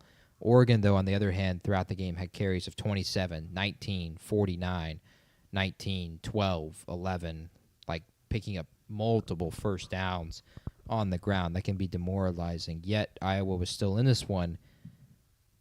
Crazy to think that had you been told Mark Gronowski outthrows Dante Moore, do you think Oregon wins this game? No. Having been told Dante Moore's stat line even post this game, do you think Oregon wins this game? 13 for 21, 112 yards, a pick, and no touchdowns? No. Having been told Mark Gronowski throws a passing touchdown, do you think Oregon wins this game? No. And having been told Mark Gronowski completes passes of 40, 38, 17, 15, and 12, do you think Oregon wins this game? No. And yet they did. It's, again, like I said with that Washington stuff, they have shown that they are very capable of traveling east and winning in these games, and winning the ugly way. And how much competitive character do you need to be shown than when Mark Gronowski leads? I think it's a 93-yard touchdown drive, 93 yards, a 12-play, 93-yard touchdown drive to take the lead, and you respond immediately, trailing for the first time all day with a huge field goal drive. Dante Moore makes big throws, including the big one down the sideline, a 26-yard dot, and you win. That's competitive character for you right there. That's what championship teams do. And Oregon, while they weren't they were sloppy, point blank. Sure. They win a game where they're missing Detorian Moore. They're missing Sadiq. They lose Benson early in the first quarter, and yet they still come out here and find a way to win a game at Kinnick Stadium, and save their season. So much credit to Dan Lanning, so much credit to Oregon and the Ducks. But, man, Iowa, that has to hurt because you feel like you let one slip, literally. Yeah, I completely agree on everything you said. Atticus Sappington is such a good kicker's name. Like, I don't know, like, what kind of name is that? But the fact that Jimbo Atticus Sappington gets to step up and knock home the game winner just kind of feels right. And I think at least for me, I kind of need to see this game from Oregon because they've been a little lackluster the past couple weeks, talking about the Wisconsin game, stuff like that. There's been kind of questions of, at least for me, there's been questions of how closely do y'all stack up with Indiana and Ohio State. And it's not that I now think they're on the same tier, but talking about the competitive character and the stuff of if they end up playing one of those teams at some point, I think they have a shot. They're not the favorite, but I think you can go in there and compete. So I like to see that from them yesterday. Yeah. I read all those stats that kind of favored Iowa, but then you think about Iowa football, and what does Oregon do? They win that version of the game. Yeah. They technically punt for 0.3 more yards per punt. That's a win against Iowa. They make 3 field goals in the rain to Iowa's just 1. Of course, Drew Stevens, though, makes the 58-yarder, which what an insane kick. And then they win the punt return game by keeping it out of Caden Wetjen's hands, who had a punt return touchdown earlier in the season and is one of the most electric punt returners in the country. They keep it out of his hands by every single time the X's and O's of punting, receiving the snap, rolling to the right to give them more time, the defenders, to get downfield and kicking a high bomb. Of course, that doesn't even mention the reason Iowa had the safety. A snap on a punt over the dude's head, which it was not even remotely close. What an insane miss for the long snapper. Ends up being a safety, ends up being the difference in the game. If I had told you Oregon wins the special teams in this game, then you think Oregon for sure won that. And that's what the difference in the game was. Their ability to run the football, of course, but they win the special teams even just by a small margin. 2 points. Well, 2 points was all they needed to win this 100%. game at Kinnick Stadium. Yeah. Anything you want to add, Sanders? I know you didn't really get to watch tons of this game. So Nope. Cool. I'm not gonna speak up a whole lot through these next couple games, so I can watch as much as Sunday Night Football as possible. I'd go back and Your watch Chargers tapped in. watch the highlights a little bit on it because some of the stuff you wanted to see from Mark Gronowski, he showed a Really? little bit of that in this game. Nice. And some key moments. Sure. But turn it off before he scores the touchdown to take the lead. Last thing, I don't because know I if you just saw remembered that. this. The catch on the sidelines of the Iowa guy where he basically is doing the full splits. That was crazy. I did see that. That was a pretty impressive catch. Yes. I'm sad we have to be here for this moment. I truly am. We've become somewhat of a BYU pod, and we all had higher hopes for BYU in this game. But unfortunately, from the jump, it just didn't really go BYU's name. You get stopped, you get a sack and force a stop, and it's like, okay, bang, defensive showdown, we're here. And then your punt returner muffs the punt. Texas Tech recovers, kicks the field goal. Honestly, big to hold them to a field goal, right? You immediately punt it right back. Then they drive and score a touchdown. And it's 10-0, and that's really not great. And then you drive down, answer with a drive of your own, you being BYU. And then you miss a field goal. Mm-hmm. And then you end up being down 13-0. And it just kind of felt like, given the talent that Texas Tech had and the way that game started, that was a bit too much to come back from. And that proved to be the case. BYU's defense held up best they could, but the offense didn't give them much support, and they ended up losing this game 29-7, not scoring until the fourth quarter. Thoughts on this game? Surprisingly, I'm way in the minority here because Andrew is saying Texas Tech should have won by 60. I'm here to argue that if they replayed that first half 10 times, I think this game is much closer 9 of those 10 times. And we just got the one version where it went terribly for BYU. And even still, I don't think it went that bad. I'm going to be more with Andrew. I don't think about 60, but I think if you did it 9 out of 10 times, there's outcomes that are definitely worse. I don't feel that way. We'll give your reasoning, and then we can flip it, and I think, for one, Texas Tech's first 2 drives go for negative 29 yards. They got to the quarterback. They got to Morton. Sure. They were hitting him. They got sacks. They couldn't move the football on that first drive for the most part. And for one of your most reliable players in Parker Kingston to muff a punt, I don't think that's going to happen the other 9 times. Well, I will if agree we're with that. Yeah. Put in that scenario. And that's the only reason Texas Tech takes the lead. I give Morton and them a ton of credit to lead the 12 plays, 92-yard touchdown drive. I don't think that maybe changes. But you get down there, at least maybe you would have made the field goal. And we're talking about a 7-3 game. And then the swing at the end of the half, too, went entirely their way when Texas Tech goes for it and doesn't convert. And so maybe there's a difference there where it's 3. All in all, I think it should have been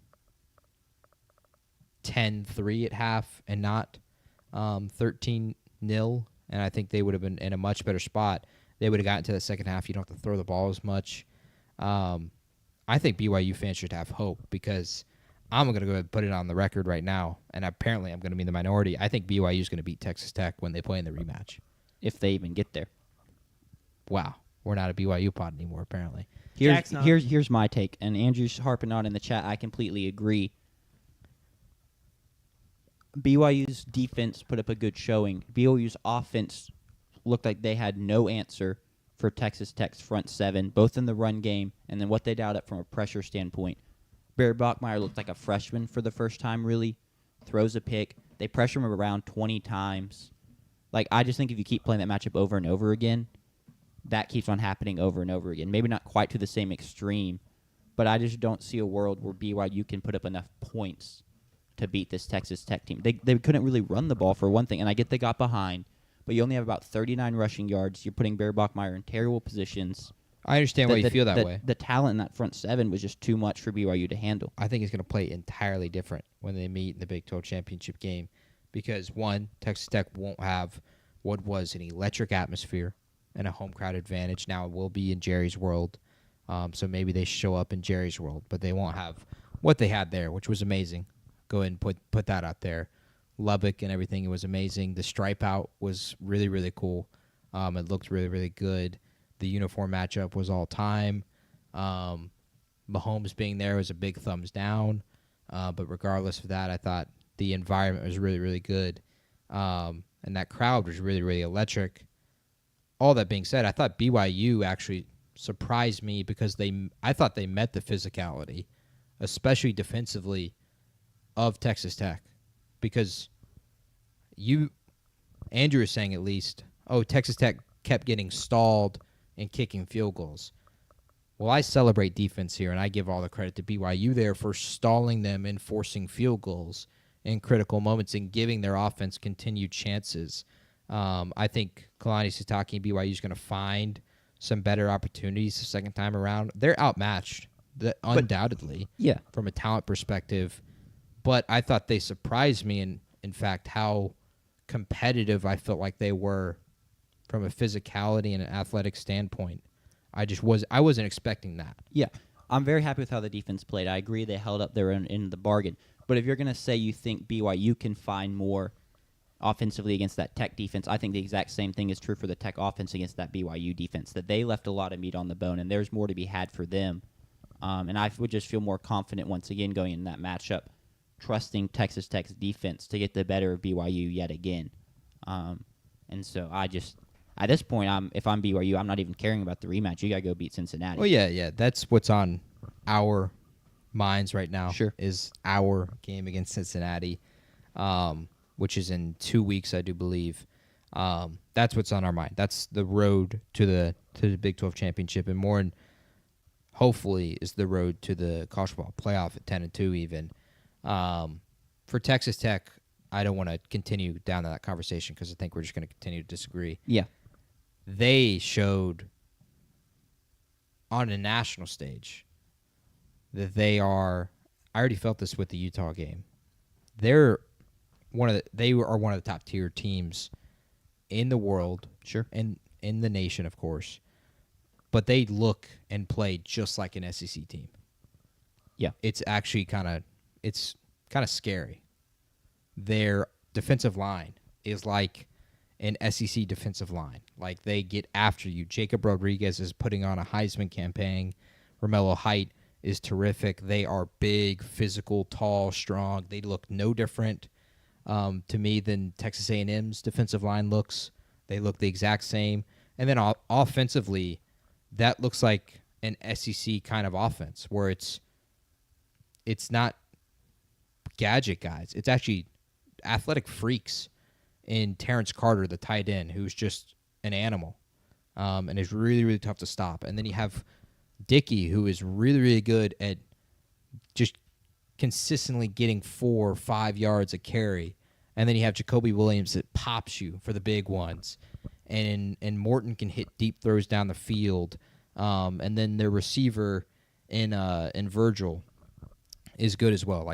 I feel like that's an SEC offense with that SEC defense. This is not your ordinary Big 12 team by any means.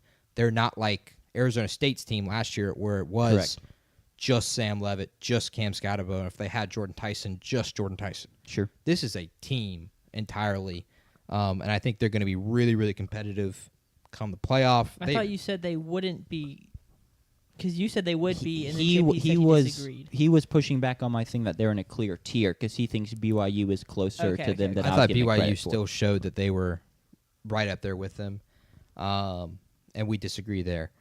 But I think Texas Tech is going to be really, really, really, really damn good. More often than not, they're going to beat BYU if they play in a rematch. Yeah. I just think BYU will win this rematch of the 10 times could. that we're seeing it. But I think Texas Tech is going to be a real force come the playoff. They would give Bama trouble, point blank, with their defensive front, and then their ability still to move the football. The only downside they have is quarterback. That was going to be my question is, do we trust a Baron Morton-led team to make a run in the playoff? Because No. I don't.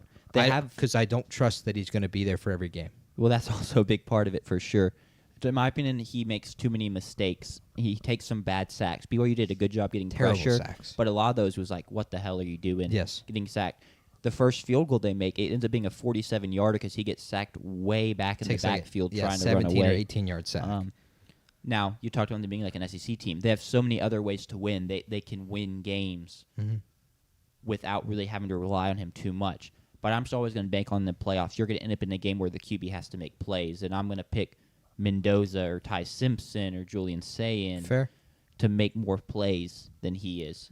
So I wouldn't really expect a him-led team to make a run. I don't know if I think what I'm arguing is not necessarily that he is going to make them win them games. I think their playmakers can win them games. Sure. That's what I think. Because I think they have more than just, like I said, just Arizona State, where it was just Cam Scotabo and just Jordan Tyson. No, they've got 9 to 10 guys that can go out there and make consistent big plays throughout the course of a game. But like I said, the quarterback play scares me because, yes, like you said, he makes mistakes. He takes stupid sacks. And the big one is that he takes so many damn hits for no reason, even when he's running. Like, there's one of the loudest hits of the entire season he takes in that first half where the pads are popping and you can just hear it through the broadcast. Yeah. And their backup's out for the season now, too. So it's not even like you have a fallback option that you feel pretty good about. Without the true freshman Will Hammond, you can't, like you said, fall back on that. And so Morton has to protect himself. Cromie has to protect himself better. He's got to take himself out of harm's way because they need him. Because when he's out there, they've got a chance to beat, I think, any team in the country. I guess it's hard to say that with Ohio State, but I think they can beat any team outside of Ohio State in the country in one game. Maybe not consistently. Yeah. But he is going to be what holds them back because, in Jack's opinion, is his quarterback play just won't be good enough. And I'm really concerned if he'll even be out there on the field because I think he's going to get hurt again. Yeah. And I'm not trying to say he's terrible, but you typically have to have a pretty darn good QB to win, what is it now, 3, maybe 4 games in the playoffs? Like, you got to go on a run.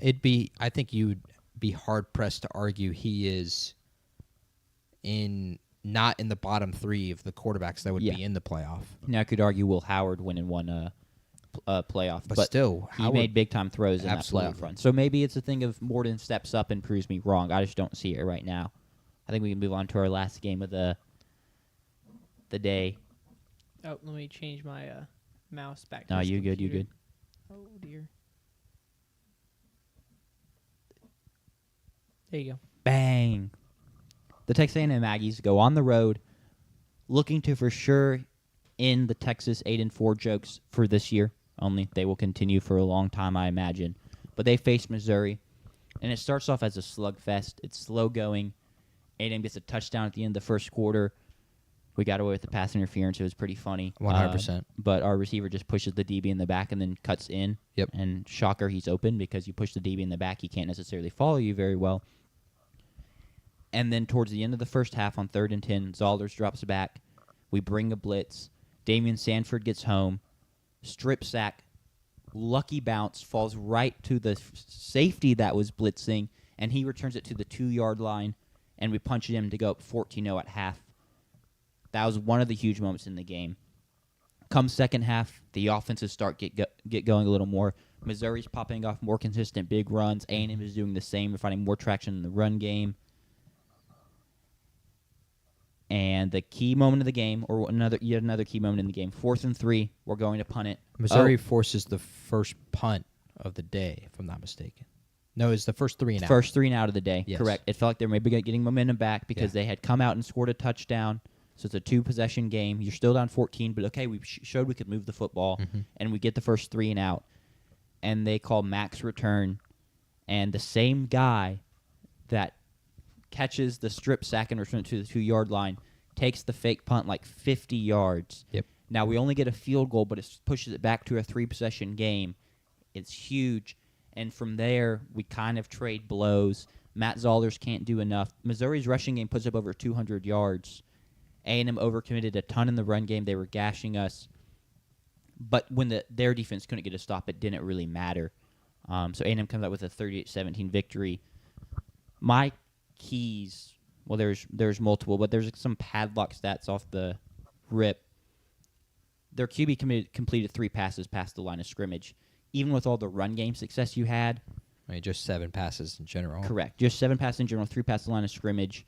And they were heaving them deep a lot and just not really completing them. I don't really know what the game plan was there. I don't know if they were drawing up more easy stuff. He was just missing it, and the pressure was getting to him too fast because A&M dialed up a great game plan from a blitz perspective, really threw Zollers off. But you have 207 rushing yards. It doesn't really matter if you have 0 passing game because, okay, you pop us for 7 yards, you hit us for 15. Oh, bang, we make a big play, we get penetration, we get a stop, they lose 2 yards. Now it's 2nd and 12, you can't really run the ball again. Now you're in a passing situation.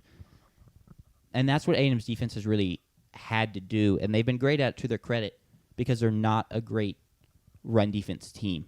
Yeah. But they're good at causing negative plays in the run game and just on defense in general.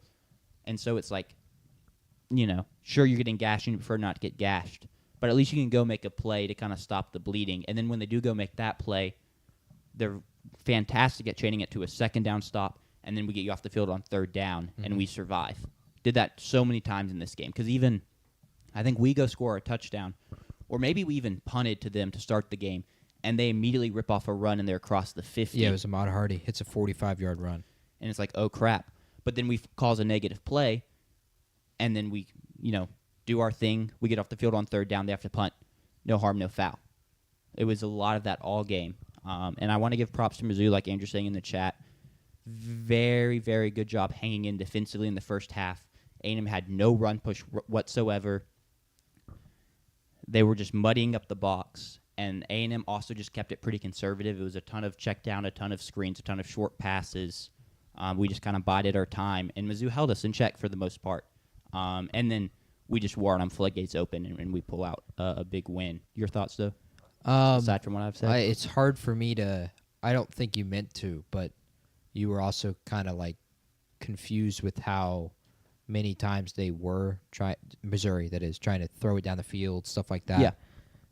That was something I thought they should do. I thought Yeah. they shouldn't stick to a conservative game plan, go out there and take some shots, try to throw some punches. Sadly, it just didn't work. I think it's easy to say in hindsight, of course, but maybe after Ahmad Hardy hits the 45-yard run to start, maybe you think, okay, maybe we should just lean on Ahmad Hardy. Because right after that, they hand it off again, and then they throw it on 2nd and 7. And Yeah. I wish they would have ran the ball again and at least tried to get it to 3rd and 3 or 3rd and 4. Because where Zollers had been good last week, I think he was 3 for 4 on 3rd and 4th down passing. Yeah. He was 2 for 2 on 4th. The 4th downs were 4th and 2 and 4th and 3. And that's just way easier against that Texas A&M front. But I can't take anything away from them because they did what I thought they should do, and that is throw some punches at A&M. But the game completely flips on its head when you have the strip sack. Yeah. That essentially goes for a touchdown and gets stopped at the 1. That's when I breathed for the first time. Was like, okay, with the way they've been playing offensively and the way what I know our team is capable of, when we get the 2-possession lead, because they were getting ball out of half, so you get the 2-possession lead, it's like they cannot tie the game out of halftime no matter what they do, and that's just a really good feeling. That's what I was going to ask you. With all of that being said, I never felt like at any point in the game, still, that A&M was not completely in control and was going to win the game. And so it seems like you didn't feel that until that play. Well, I'm a very pessimistic fan, and it's my own team. Absolutely. So even we're up 3 scores late, and I'm still like, oh, the rails can fall off. We felt that against Texas. But, I'm just going to read out of my notes, so I'm not making this at the stop. Felt like A&M was never worried from the jump, wore Mizzou down, and ran all over them late. Because with how conservative the play calling was from us early on, it just kind of felt like we were good to play it close from the vest, trust our defense against the freshman QB, and go win it late, even if we didn't really, get the run game push and success early on. And that's kind of how it played out. So I don't feel like the team was worried, and Mike Elko was that worried from the jump. As they shouldn't be, as you're sitting at 8-0, 9-0. You're playing a freshman QB. You've had the defensive success and the pass rush success. It profiled as a very winnable game. But then as the fan, I'm just sitting here going, how do we screw this up, right? Fair. And we had our moments. My favorite play of the game, I called it the belly rub play. It's the Casey Conception screenplay where it's 3rd and 6. And this shows the growth of Marcel Reed from last year. It's so clear. And so, I know it's pretty clear, but, still good. They're just about to bring an all-out blitz. And he confidently checks, steps up, turns to the left, rubs his belly, turns to the right, rubs his belly, steps back, takes the snap, fires the screen to Casey Conception. He breaks it, takes it to the house. Just a very good feeling to see that and be like, man, my QB is in ultimate control of this offense and is very confident in the offense, knows what the offensive coordinator wants to do, but also knows the freedom he has to change things up and is able to make the reads at the line and change things up. Just loved to see that personally. Yeah, that was a huge moment in the game, too, as well. Yeah. Because, I mean, They get it to 3 scores, 21 though. they were bringing the house. They were like, we need this stop. Let's Mhm. go get it. And so to do that, and props to KC for kind of shrugging the tackle that possibly could have blown it up. Last couple things, Ruben Owens, A&M's running back, it was his best game as an Aggie. Came in as a high 4-star, maybe a 5-star. Injury issues his first couple year. Le'Veon Moss has gone down, and it's kind of like, all right, we have talented guys. Who's going to step up? And he's kind of always been the guy in his career that's, I can run really fast in a straight line, but I don't necessarily have the best vision or the best wiggle. Mhm. I mean, even his one big touchdown, it was he hit the hole and ran in a straight line and didn't get caught. But there was more I saw of him of manipulating holes, shifting linebackers, pre-hitting the hole, even just like, wiggle to make a guy miss late. Way more of that from him yesterday than I've seen at all this season. And so I love to see him looking more and more comfortable, as we don't necessarily know when Le'Veon Moss is going to come back and what he's going to look like. So that was huge. And then just for Missouri, once again, I thought the defense held in well. But you just kind of, in hindsight, you got dealt a losing hand here. Matt Zollers couldn't get it done. The offensive line couldn't protect him. Drinkwitz wasn't up to snuff, in his own words. And now I'm really interested to see what Missouri does next week.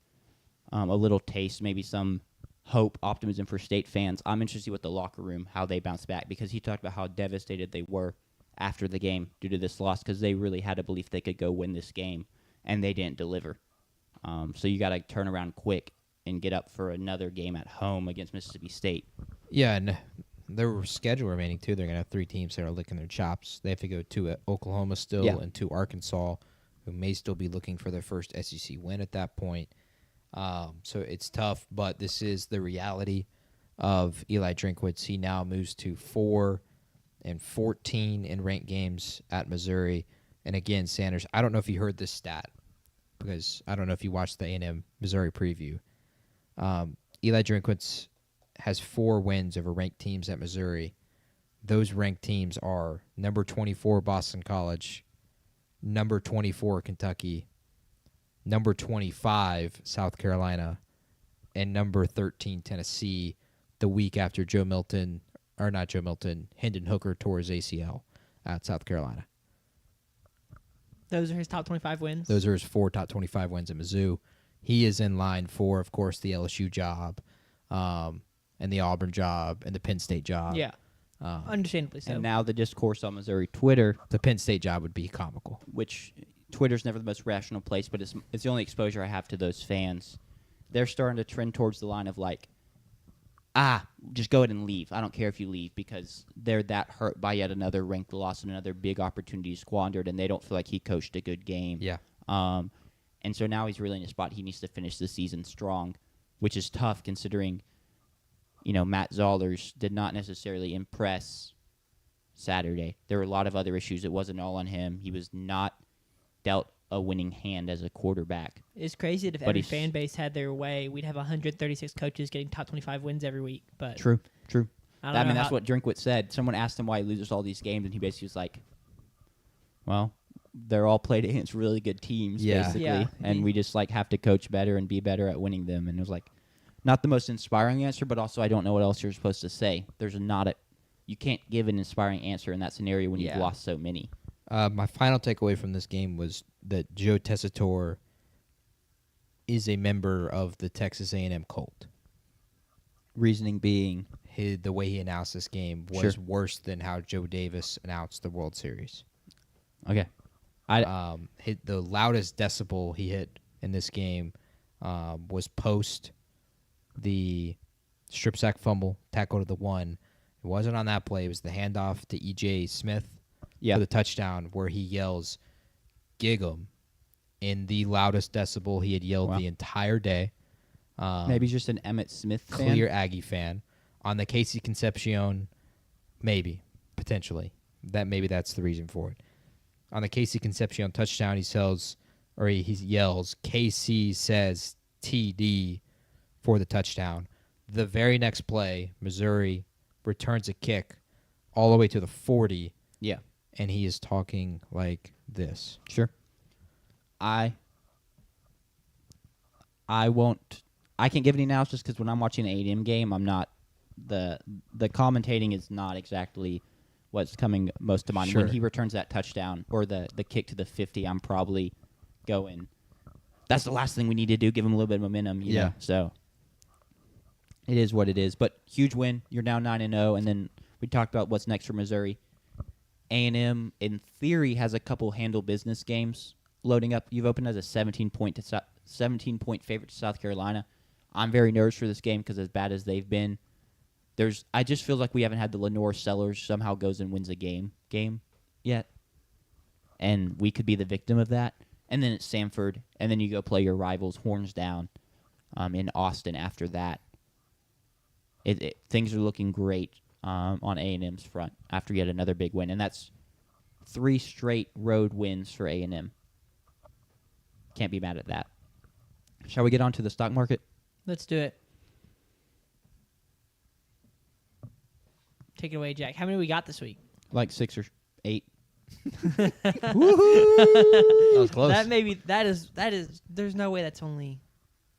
Yeah, it's 9. Okay, so 8 was a pretty good guess. Oh, yeah, okay. but 6 was nowhere close. Got 150% of that. I think my first one is indeed a typo, but thankfully I realized it before I said it. But welcome to the Technical Fowl Stock Market, where we will buy or sell college football takes. It has nothing to do. It does not work at all like an actual stock market. It's just simply, do I agree or disagree with this take? First one, Big Ten will win the national championship this year. A Big Ten team, buy or sell. I'll go first. I'm going to buy because I currently have teams 1 and 2 being from the Big Ten, and so I like those odds personally. And in an Ohio State win or an Indiana win, there's other teams I could see winning it, but those are the ones I feel most confident in, and they're both from the Big Ten. So I'm going to buy. I'm also buying. Yeah, I think Ohio State and Indiana are 2 best teams in the country, and they're essentially guaranteed, assuming Ryan Day doesn't choke in the Big House, which is very well still on the table because Michigan is no pushover. They will both be in the top 4, meaning they'll have the bye, meaning those 2 teams, the 2 best teams in the country for my eyes, only have to win 3 games to win the ship. And I think of the teams that I would pick to only need to win 3 games, I think those are the 2 best teams that are going to have the best chance. So I'm going to buy. Sanders? If you're going to sell, tell us who. That's what I'm trying to decide. Because I know And- you weren't picking Alabama. No, I literally said Legally you can't. 4 weeks ago that if I had to pick a team to win the championship right now, I think it was Alabama. Might as well say roll tide again. Yeah. Crazy. I won't be saying roll tide this weekend. Good. And I am because if I take the field, I have A&M, Alabama, Georgia, BYU, JMU. Texas Tech. It's A&M, Alabama, Georgia, Ole Miss, Texas Tech. I wish it was just Indiana, Ohio State because then I get Oregon thrown in there, but I do get Notre Dame. But I also think I'm going to stick with the bye. I think I'm going to go safe here because Indiana and Ohio State are both so good. I think it is the right call to take one of those 2 winning it. Okay.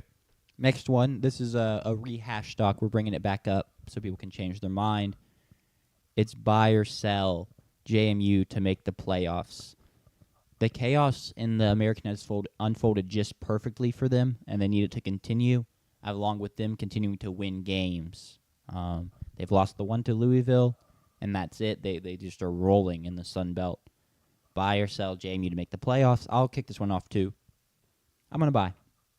Go Dukes. I think they're the best group of 5 team, so they're who I would put in the playoffs. That's not what the stock is. It's not who's the best group of 5 team. But I hope they continue to win out, and I think that they will. And given the chaos in the American, they'll end up getting put in over the American team. I'm buying. I'm all over it. And I actually think You think they may win a game? they will cover the spread in whatever game Okay, they play. I like that. I think they will be competitive in that game, even as a group of 5 team, because I think they have the skilled players to do that. I think the only spot they aren't is if they're just like completely overmatched from a talent profile. Like if A&M was somehow the 5 seed, I just don't know if they're competitive in College Station. Although I would love to see it. I would love to that game as well. That would be terrific. But if they're playing like Old Piss, sitting there at the 5, I think they can score enough to keep in that game, and I think their defense can actually give Kiffin a little bit of trouble. So I think JMU would cover what would probably be like a 24-point spread. Sure. So it's not even that hot of a take because it's a 50-50 at the end of the day. But I'm all over BYU or JMU and BYU making the playoff. Yeah. So I'll buy. Yeah, I'll also buy. They are currently ranked highest. They were one spot of USF in the AP, which doesn't mean a whole lot, but just like They're finally getting some respect, and that's good. They're getting recognition.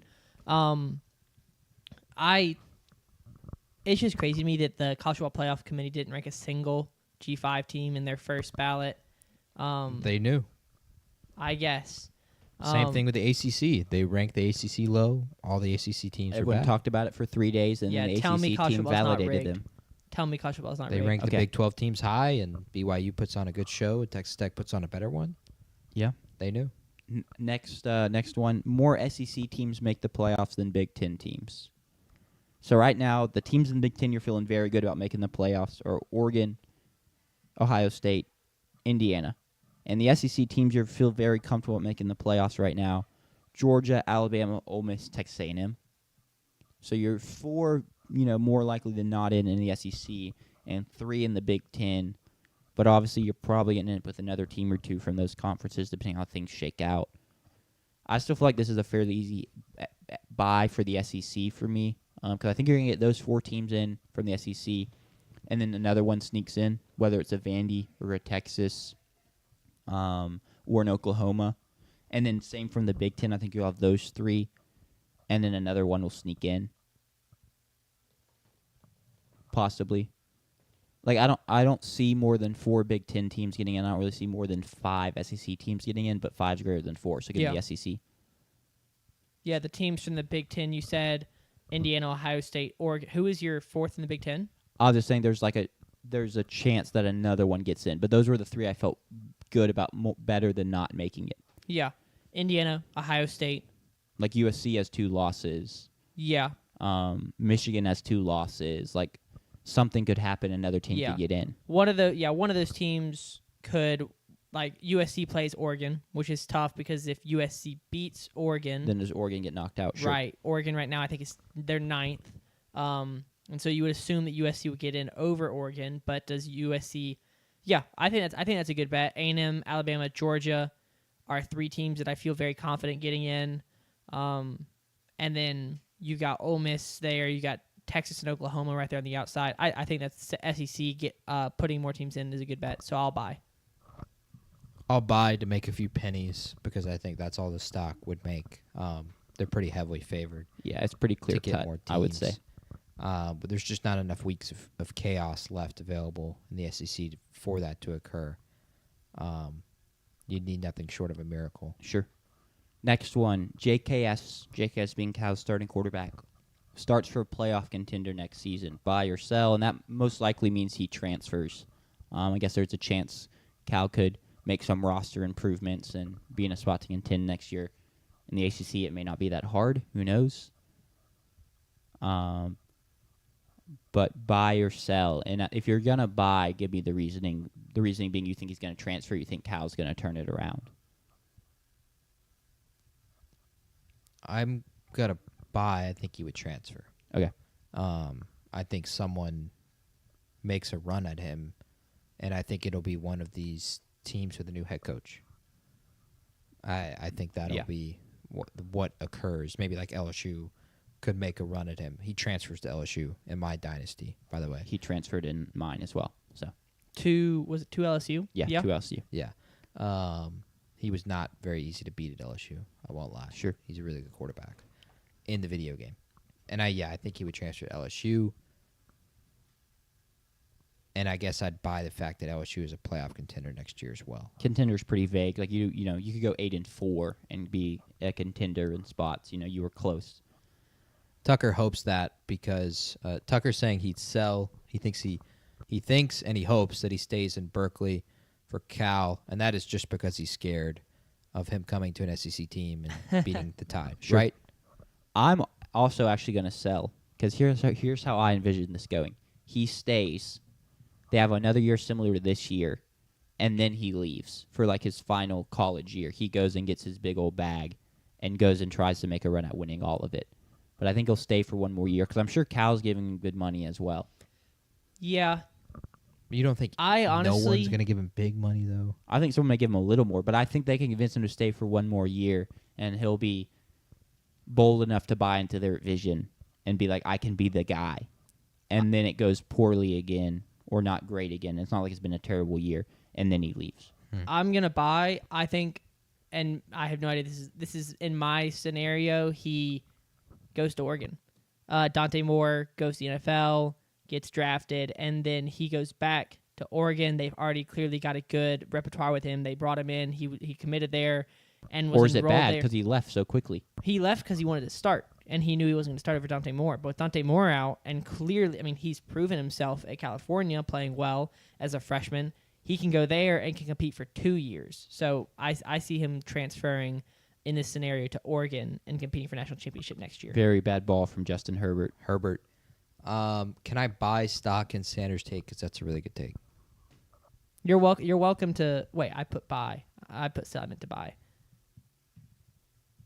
Austin Novosad starts for Oregon next year, so Yeah, you're gonna reclaim him I would off buy the that waiver stock. wires. I would reclaim him, yeah.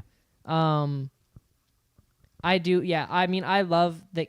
JKS at Cal Tucker, but as much as fun as it is him being there and then being competitive and winning some games, I don't think that should impact your opinion or your pick or your buying or selling, because he's going to do Sure. what's best for him, and I think that he is going to want to take his talents to somewhere that they can be complemented and that he doesn't have to carry the team. He can be supported by the team. I mean, De Jesus kind of been that guy. I mean, 16 receptions Yeah. last night. All right, next one. Also, can we? JP just said I had a really good take. That's a rare occurrence. And I'll he, take that. He bought it. That's I mean, a good pretty day. Big. That's All a right, good day. Lenore Sellers comes back to school. Buy or sell? I feel like this is getting more traction recently in terms of ESPN.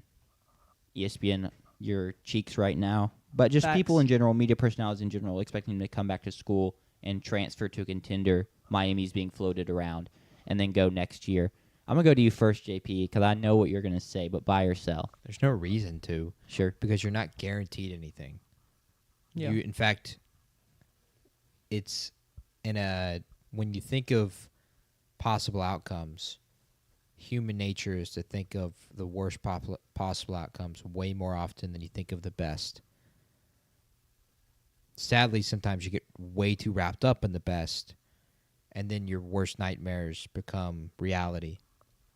And you end up in a scenario like Garrett Nussmeier, Yeah. Arch Manning. Arch is a little different, but Nussmeier, where you could be the number one overall pick, and now you've been benched for Mr. President. There's no reason to. There's no reason to transfer. Nothing is guaranteed. Carson Beck transferred to Miami, and his stock has dropped. Yeah. His stock has dropped. He was still kind of on contention. They thought maybe he was going to... I'm sure he thought maybe he could still sneak into a second-round quarterback, and if he played like Cam Ward did, he'd be a first-round quarterback. Yeah. There's no guarantee for Lenoris that he would do that. Also, why would you go play for Mario Cristobal? There's no reason for him to return to South Carolina, which I'm sure he loves it there, because Shane Beamer won't be there. And so I would go. I would go get drafted because I also think that you could be put in a really, really good scenario where you're not the number one overall pick to the Cleveland Browns. Yeah. You're the number 20 pick to the Pittsburgh Steelers. Yeah, or you get to go to the Rams or... Sure. Yes, you get to go somewhere that is better built for you in the future, and I would go ahead and take that opportunity more than I would risking it another year in college where your draft stock could tank again. Yeah, I am going to buy. I agree with what you said. I just don't think that's what he's going to do. I think he'll get enticed by someone to come back to school with a big payday and, fill his head with tales of glory and winning. And Yeah, and also not like you say you're not guaranteed anything. That goes the exact same for the NFL as it does for college. And we see guys in college making more in 1 year. I think Carson Beck made $10+ million for 1 year. Miami is the alleged 10 plus. I thought it was like 4 and change. Was it 4? Yeah. Okay, apologies. Not 10 plus. Apologies. Bryce Underwood. He did make the $12 million. That's what anyway. So Carson Beck, you are not guaranteed anything, which is why maybe there's some validity to saying, well, if I'm not guaranteed anything at the NFL, why am I going to turn down the guaranteed $4 million right now to go and play for a team with the upside? The floor is I'm going to make $4 million.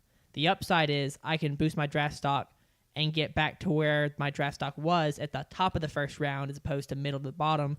Maybe that matters to him. Maybe he wants a Heisman. Maybe he wants a national championship. I think you're making my point though, because you got wrapped up in the positives. No. And you just mentioned the floor of $4 million. Well, the floor is also he made $4 million, but he missed out on the opportunity to be with the Pittsburgh Steelers, play 4 years of a starting quarterback, and make $160 million. He missed that opportunity potentially. How is he making? Because if he let's see, went and played and he tore his ACL on the very first snap, the floor was he made $4 million. Not just that, he may have missed out on $160 million. Well, the floor of going to the NFL draft is you tear your ACL in your first minicamp, and Well, he got his rookie contract, and that's more than $4 million. How much? If he was a first-round pick, it'd be more than $4 million across the 4 years. Yeah, but then you have so. But I think that you have to consider what the upside is, and for him, if he wants to I understand. I'm not saying you should let that be the only decision, but I'm saying $4 million as a floor is a pretty good starting point.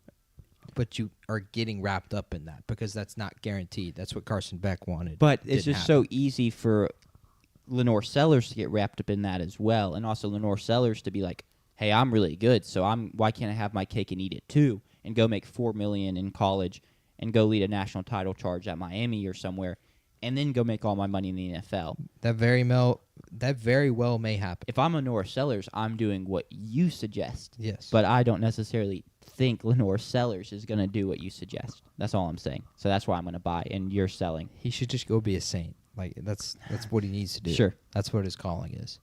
Except that you want him to go back to the draft then, because right now Tyler Shuck is playing well. You might not even draft him. It's one game against a terrible No, Panthers I'm kidding. team.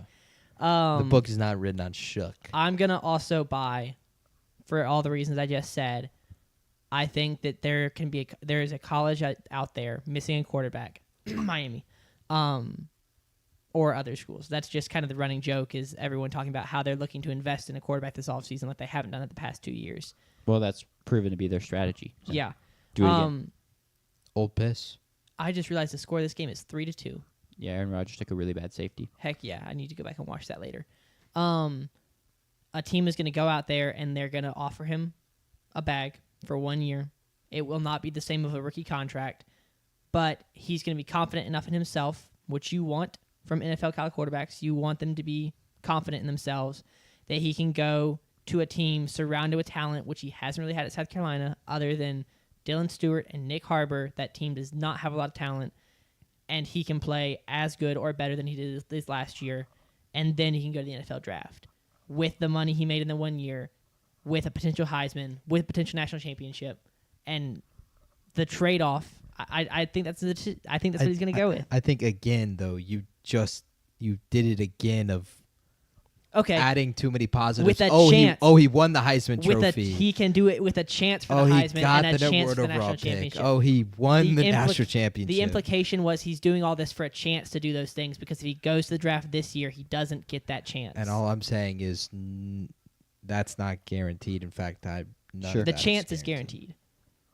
Sure. And maybe he wants that opportunity. All right. There's also a chance to go be the best Steeler quarterback ever. Next stock. DJ Lagway starts for Florida next season. Buy or sell? I wasn't watching this game. When I saw the tweet he got benched, I thought I was getting sentelled. Someone else start with this one, because I don't even know what to do with this. Maybe there will be context. Like, was he playing that badly? What was going on? He threw 3 picks. Okay. He was not good. I Dude, I honestly, I'm conflicted here because I'm sell. It's over from our Florida fan. That'll make my decision. I will sell. It's been bad. I do think the talent, the physical talent, is apparent enough that someone will take a chance on him if he transfers. Miami, like a maybe? big school will take a chance on Oh, him. I don't even know. I don't know about a big school. I think it could go the same way other 5-stars have gone, where it's got to a smaller. Like what's his face Connor at Weekman UTEP with- or U? With Connor Weekman with Houston, you had Malachi Nelson, Yes. who's now I, at you UTEP. think I mean, Lagway is fallen that I don't far? think- He very well could. I don't think he's a Miami, No, that was a joke. standpoint. That was a troll. but like I think he'll go to a fairly notable school, Kentucky. somewhere Arkansas. a little higher than Arkansas. Kentucky. I'm trying to think of like a sweet spot. Arkansas's got money, and he Iowa. No, not Iowa. Michigan State. Yeah, I agree. A big school does take a chance, maybe not like a top 10 team. yeah. I'm just worried, and I think it's been pretty clear that the Auburn. processing ability is not there to. Man, To I don't succeed. think Auburn should make that decision. It's another swing for the fences. Yeah. But I'll sell. Which I'm- is crazy that we're Tucker here. said SMU.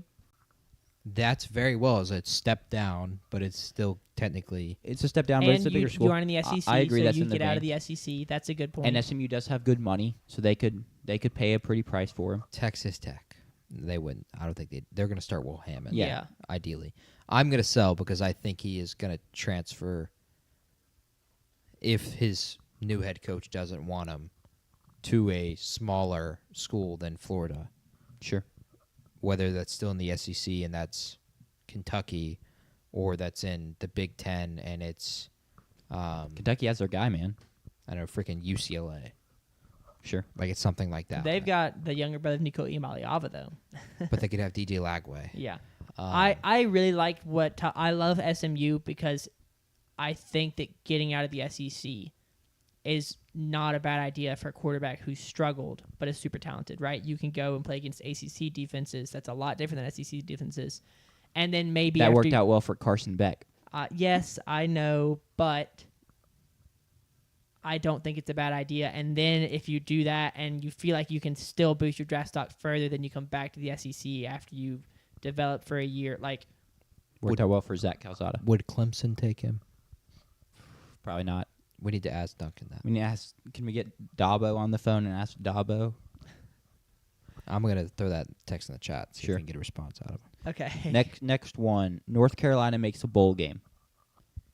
Don't look now, but they've won 2 in a row. That's crazy. Now it has been against Syracuse, and then I don't remember who the second one is again. Let me look at their schedule.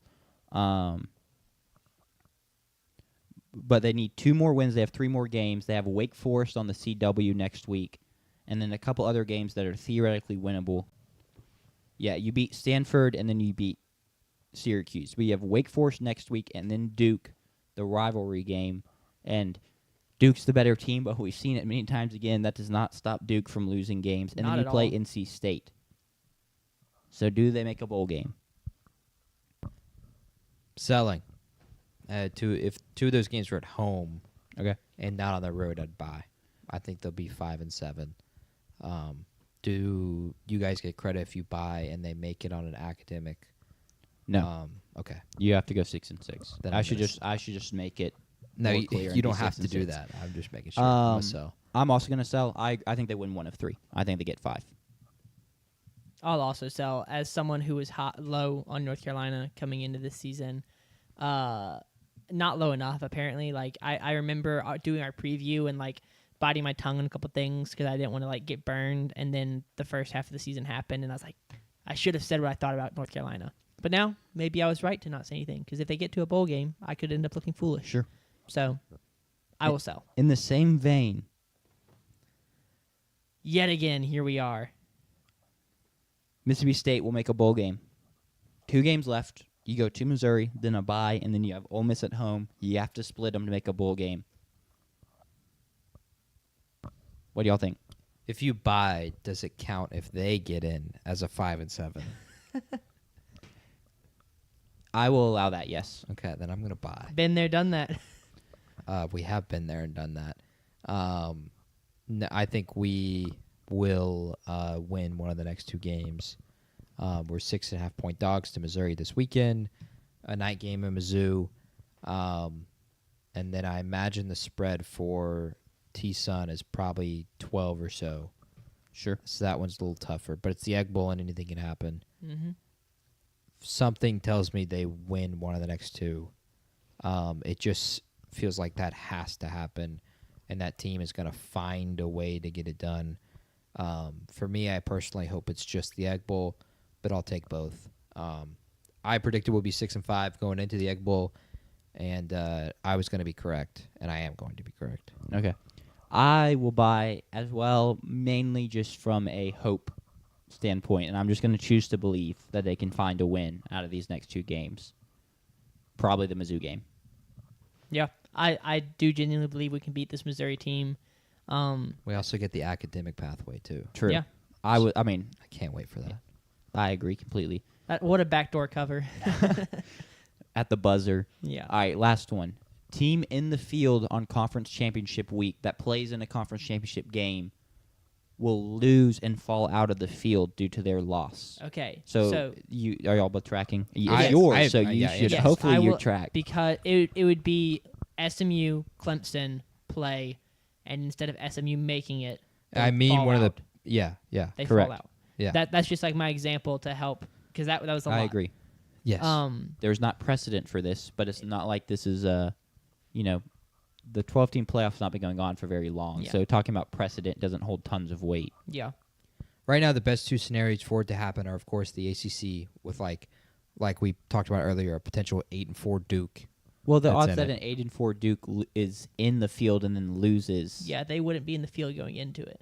But maybe Oh, yeah, are you're you right. saying they beat a team and I'm the wrong. loss is so?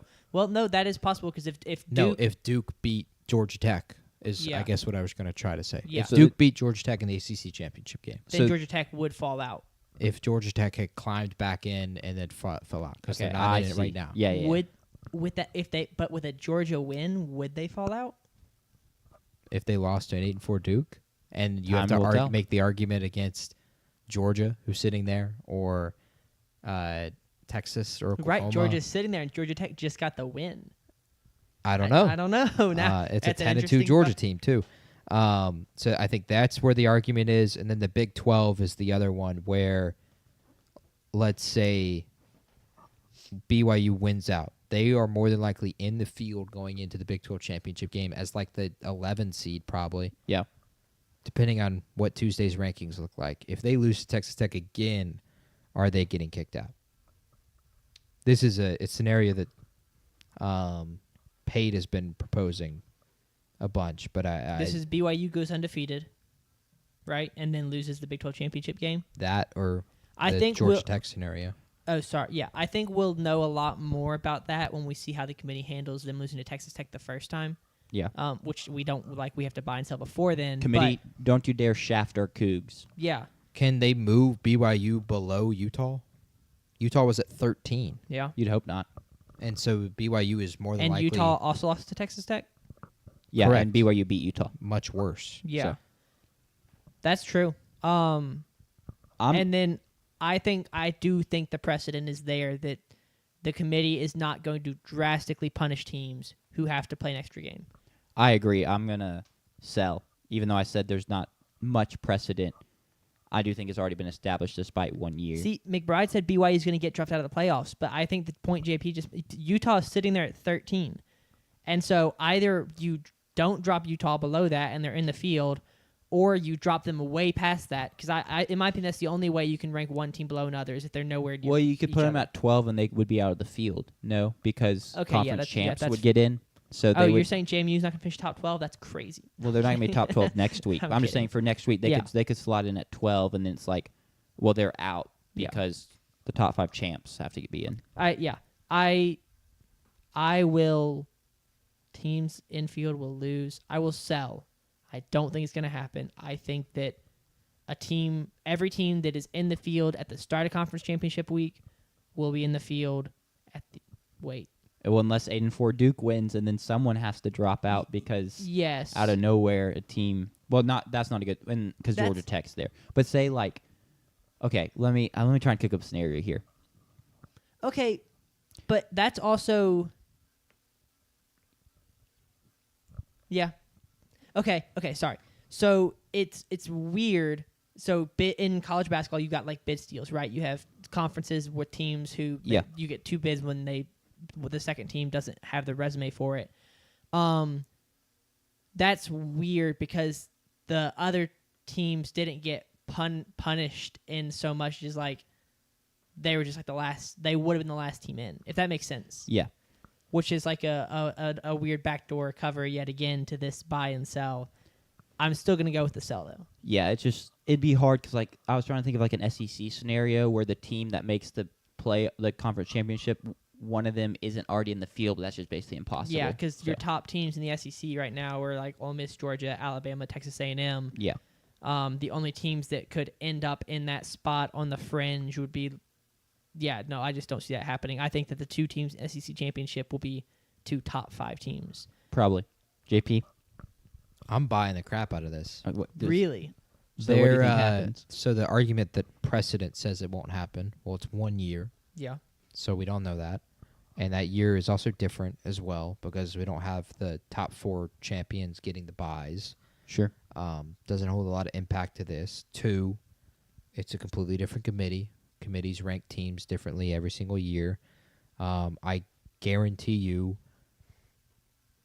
not every single committee would have kept Florida State out of the playoff and put Bama in that year. I guarantee you there would have been committees out there that would have put Florida State in.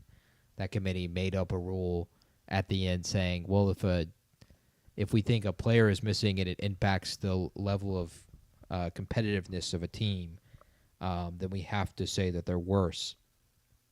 I also think at this point, why is there any reason to trust the higher-ups in the sport that are controlling it? Fair. And so why would we trust that they would do what seems like the right thing? And so I think it's very possible that it could happen, and I think it will happen. Okay. So I'm buying this. Yeah.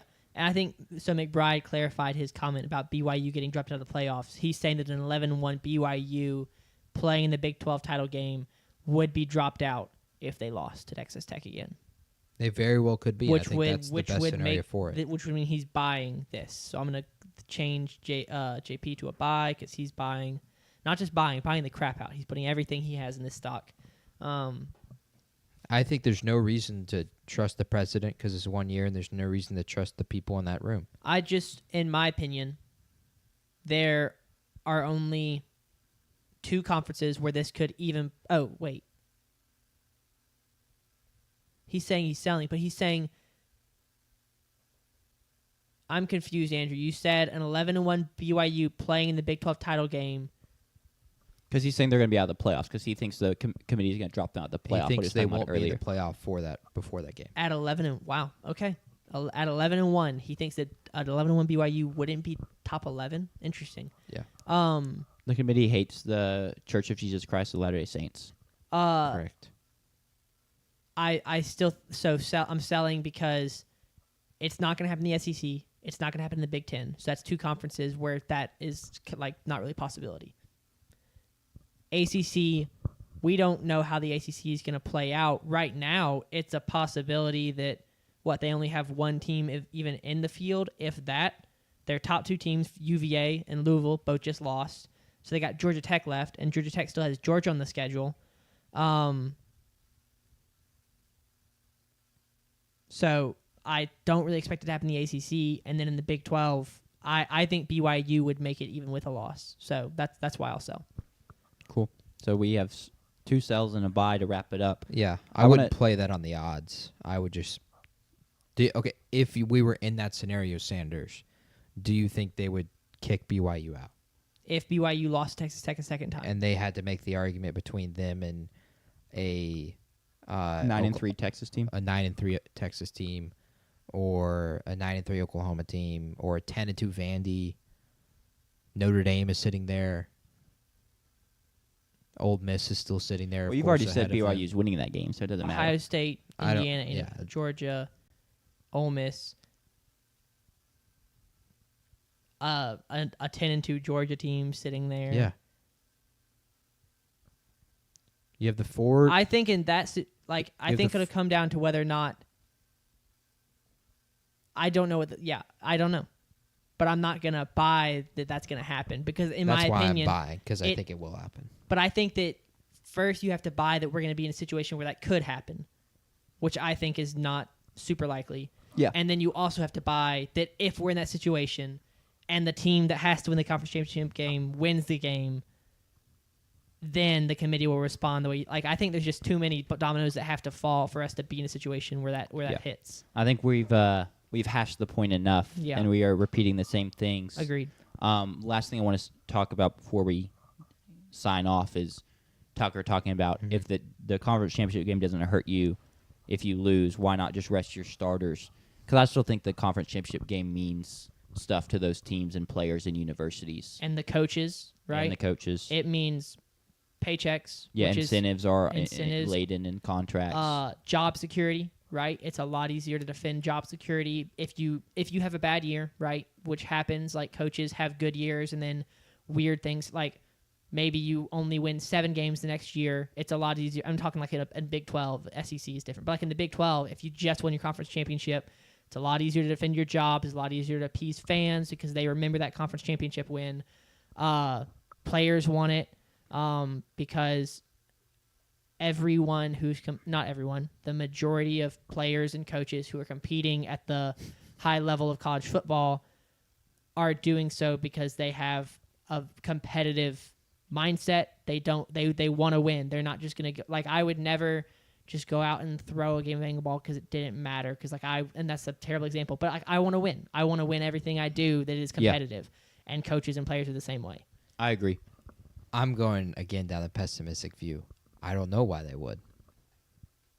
Why should A&M play their starters against Alabama?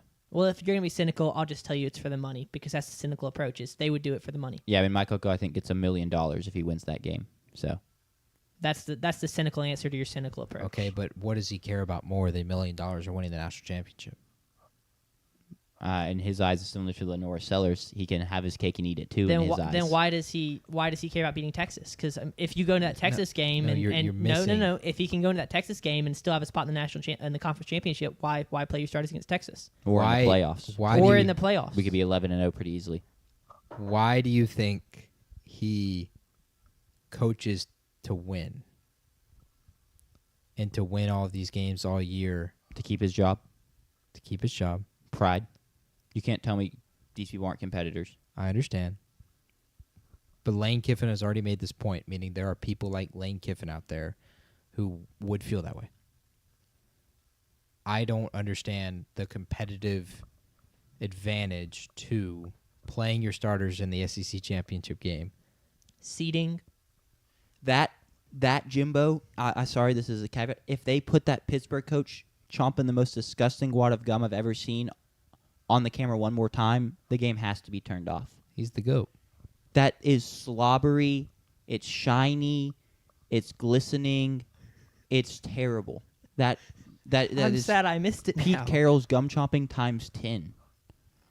He has 80 pieces of gum in his mouth easily. Yes, he does, and he chews it the entire game. He's like, yes, Pete Carroll times 10. Seeding.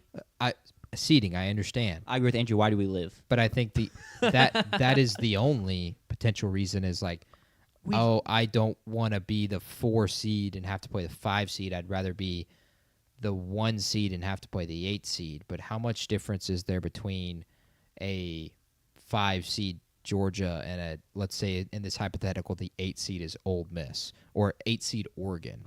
How much difference is there on a neutral field in the second round? I agree. The guaranteed benefits of a win, like the benefits of a win, outweigh the potential hypothetical losses of what might happen if you play your starters. I'm 2 instead of 3. No, I won a conference title game, which Andrew just said in chat does 100% still matter. I understand. But what if a coach wants the national championship more than he wants the SEC championship? Well, then he can do that. But until that happens, I don't think someone's going to do that. You can't do both. A lot of teams have done both. This is why Tucker posed the hypothetical, because I think it's a possible thought process of I don't want to risk let's say Next if, time you're okay, in the conference no, no, no. championship game on your save, I want a video of you benching all your starters and going and playing the game. Okay, let's say the team is Georgia Tech, and not that they are Georgia Tech, but they play like Georgia Tech, and they rely so heavily on Haynes King Yeah. to run, to pass. They need him, and he has to be healthy for them to win games. Why risk playing Haynes King in the SEC championship, where the difference between winning and losing is being 2 and 3 in this hypothetical in seeding?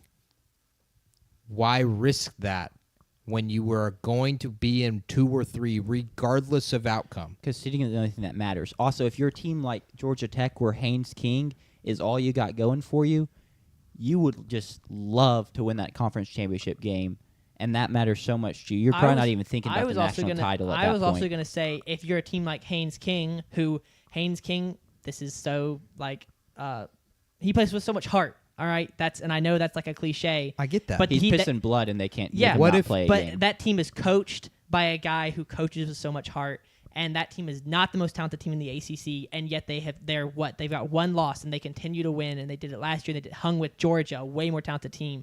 The team plays with heart and is coached by heart, and they're not just gonna be like, yeah, but like we don't really care about the ACC. Okay, in my hypothetical, I'm not saying it's Georgia Tech. I'm saying I think that they team play like Georgia Tech, where they rely so heavily on one guy to make a difference. They're going to be very happy to try and win that conference championship game. And let's say in that hypothetical, that coach cares more about winning a national championship than winning the conference championship. And let's say in that hypothetical, the quarterback cares more about winning it all than winning that. What color are you changing the sky to in this hypothetical? I believe it's purple. One Purple? more, because I think it might make more sense this way. Let's say in this case, it is the Sun Belt championship we're playing for. Okay. You have to win that. You're going to try and win the Sun Belt. So that you can go to the playoffs. And let's say the winner of the Sun Belt championship and the loser of the Sun Belt championship are 2 and 3, regardless of outcome. Why do you play your starters? Because you want to win the conference championship because it still matters. But they don't want to win it. They want to win the national championship more. Well, in But my you're making up a hypothetical, thing that doesn't matter. In my hypothetical, if you We're not win the in my conference We're championship, not you in get yours. award the national championship trophy right then. We're not in yours. We are going to move on because we have entered fantasy land of hypotheticals. I think it's a perfectly valid thought process. I completely disagree. That's why I'm moving on. made the Sun Belt teams second and third in the country. Because even if you still care, if you care more about the national championship, you still care a lot about the conference championship game. So you're going to go try and win both. Yeah. That's where I'm at. Mike Oko, I'm sure, cares more about winning a national championship than a conference championship. He still cares about the conference championship. He's going to go try and win both. I understand that. But I just think I think you could have that thought process because Lane Kiffin already laid it out. He already said, why would you go play your starters in that game? Yeah, but let's see him go do it if he makes the conference championship I think he game. would. He fakes injuries for no reason. Well, there is zero chance he does not play his starters for that conference championship. He does anything possible to gain a competitive advantage. That's what he does. And I think that is completely possible that a coach or someone could do that. I will give you this. And I don't think I'm the only one that would be arguing that. 99.5% of scenarios go that way. The caveat being Lane Kiffin, who is an insane, deranged person, literally insane. He's a fantastic football coach. I'll give him that. But he is an insane mind. And then maybe a scenario like Tucker where the team is just so good and they've been so good for so long that, what's another one? But how often do those teams come along? Very rarely. And last thing, I do expect a video of you in a conference championship at some point subbing out all your players on College Football 26. If injuries mattered a ton in my sim, yeah, I'm fine with that. How injuries matter a ton. What do you got your injuries turned down to? I get a couple. I don't have catastrophic injuries. I have it on the base sliders, whatever the base is. We be taking catastrophic injuries sometimes. Yeah. I think it's just low key. If you don't play your games, so do you think Ole Sim. Miss will bench their starters against us? No. Why does it matter? They're in the playing playoffs for seeding purposes more so in that case because losing to state would mean a lot more. Do they still make the playoffs? They would still make the playoffs. Maybe as an 11 seed. Now you're going on the road versus being at home. You're still it still matters. Like the seeding is going to be affected. All right. Because he's basically saying in the conference championship, the precedent, which he just said he doesn't agree is a precedent because it's a new committee. They're not going to hurt you for losing that game. Correct. They would hurt you for losing a regular season game. Let's get out of here. Okay. Josh Pate has already made this argument. I would have to go find it. So I'm not insane. And It's a alone in hypothetical that makes a lot of sense in hypothetical until another someone hypothet- goes and does it on the field. I will have no belief on it and it ever Yeah, happening. it's another hypothetical win for the SEC, is what it is. Yeah. Shout out Lane Kiffin. Thank you all for tuning in. Thanks to Andrew McBride and Tucker for keeping us company in the chat and for giving us questions like that last one that sparks heated debates. We'll be back for y'all on Tuesday to recap this past weekend of the NFL, where JP will be very happy again, I'm sure. The Commanders have already made me dead inside, so their loss doesn't really hurt me. And hopefully Sanders is happy, but it's not been a great start for the Chargers offense. It's a 3-2 football game halfway through the second quarter. Glorious, glorious football. And with that being said, peace. See ya.